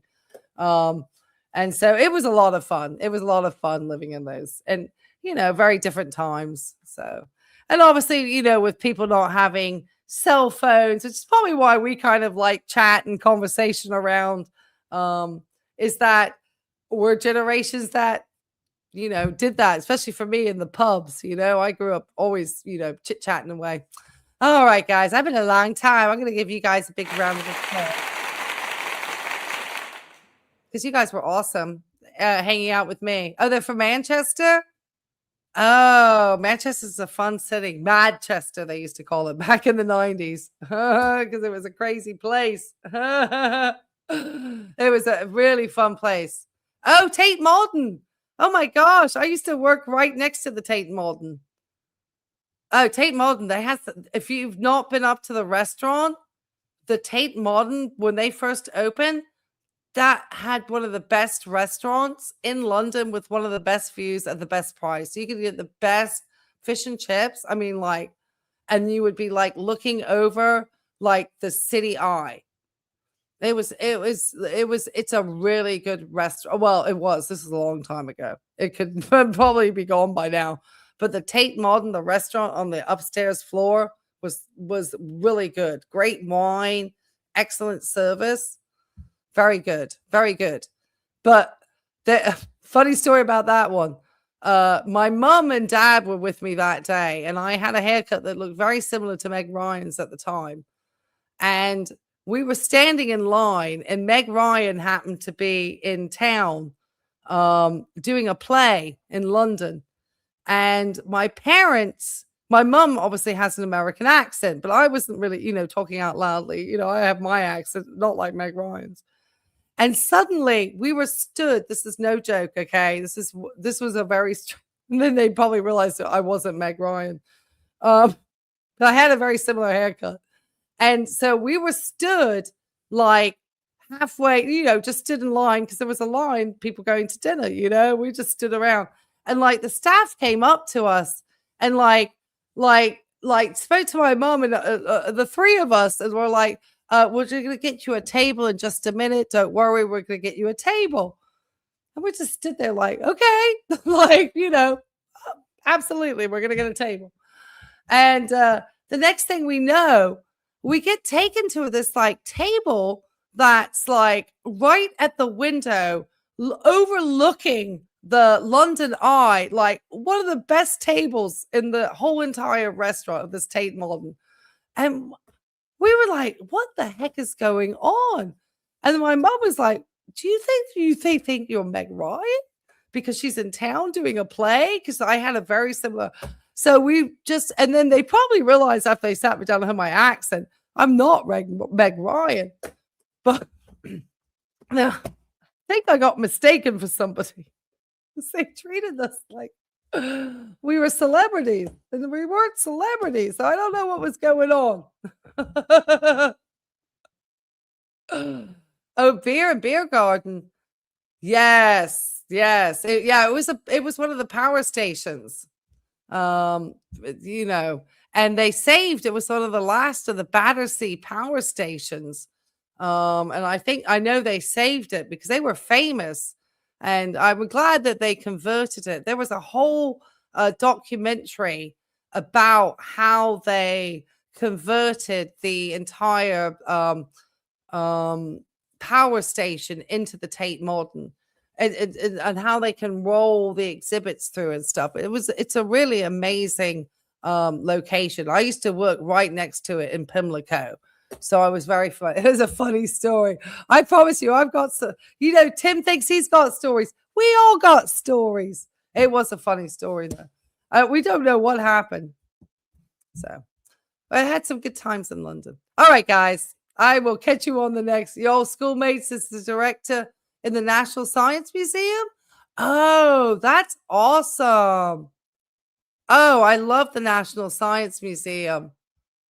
Oh, that's amazing. Oh, that's awesome. That's a cool job. Now you feel like it's like Ross from Friends, except he was a paleontologist. That is awesome. Wow. That's really cool. Oh yeah, Pimlico. That's where the Tate Modern is in Pimlico. But people used to always, or is that the regular Tate? No, that's the regular Tate Gallery. That's right. That's the Tate Gallery. Sorry. Because there's the Tate Gallery and the Tate Modern.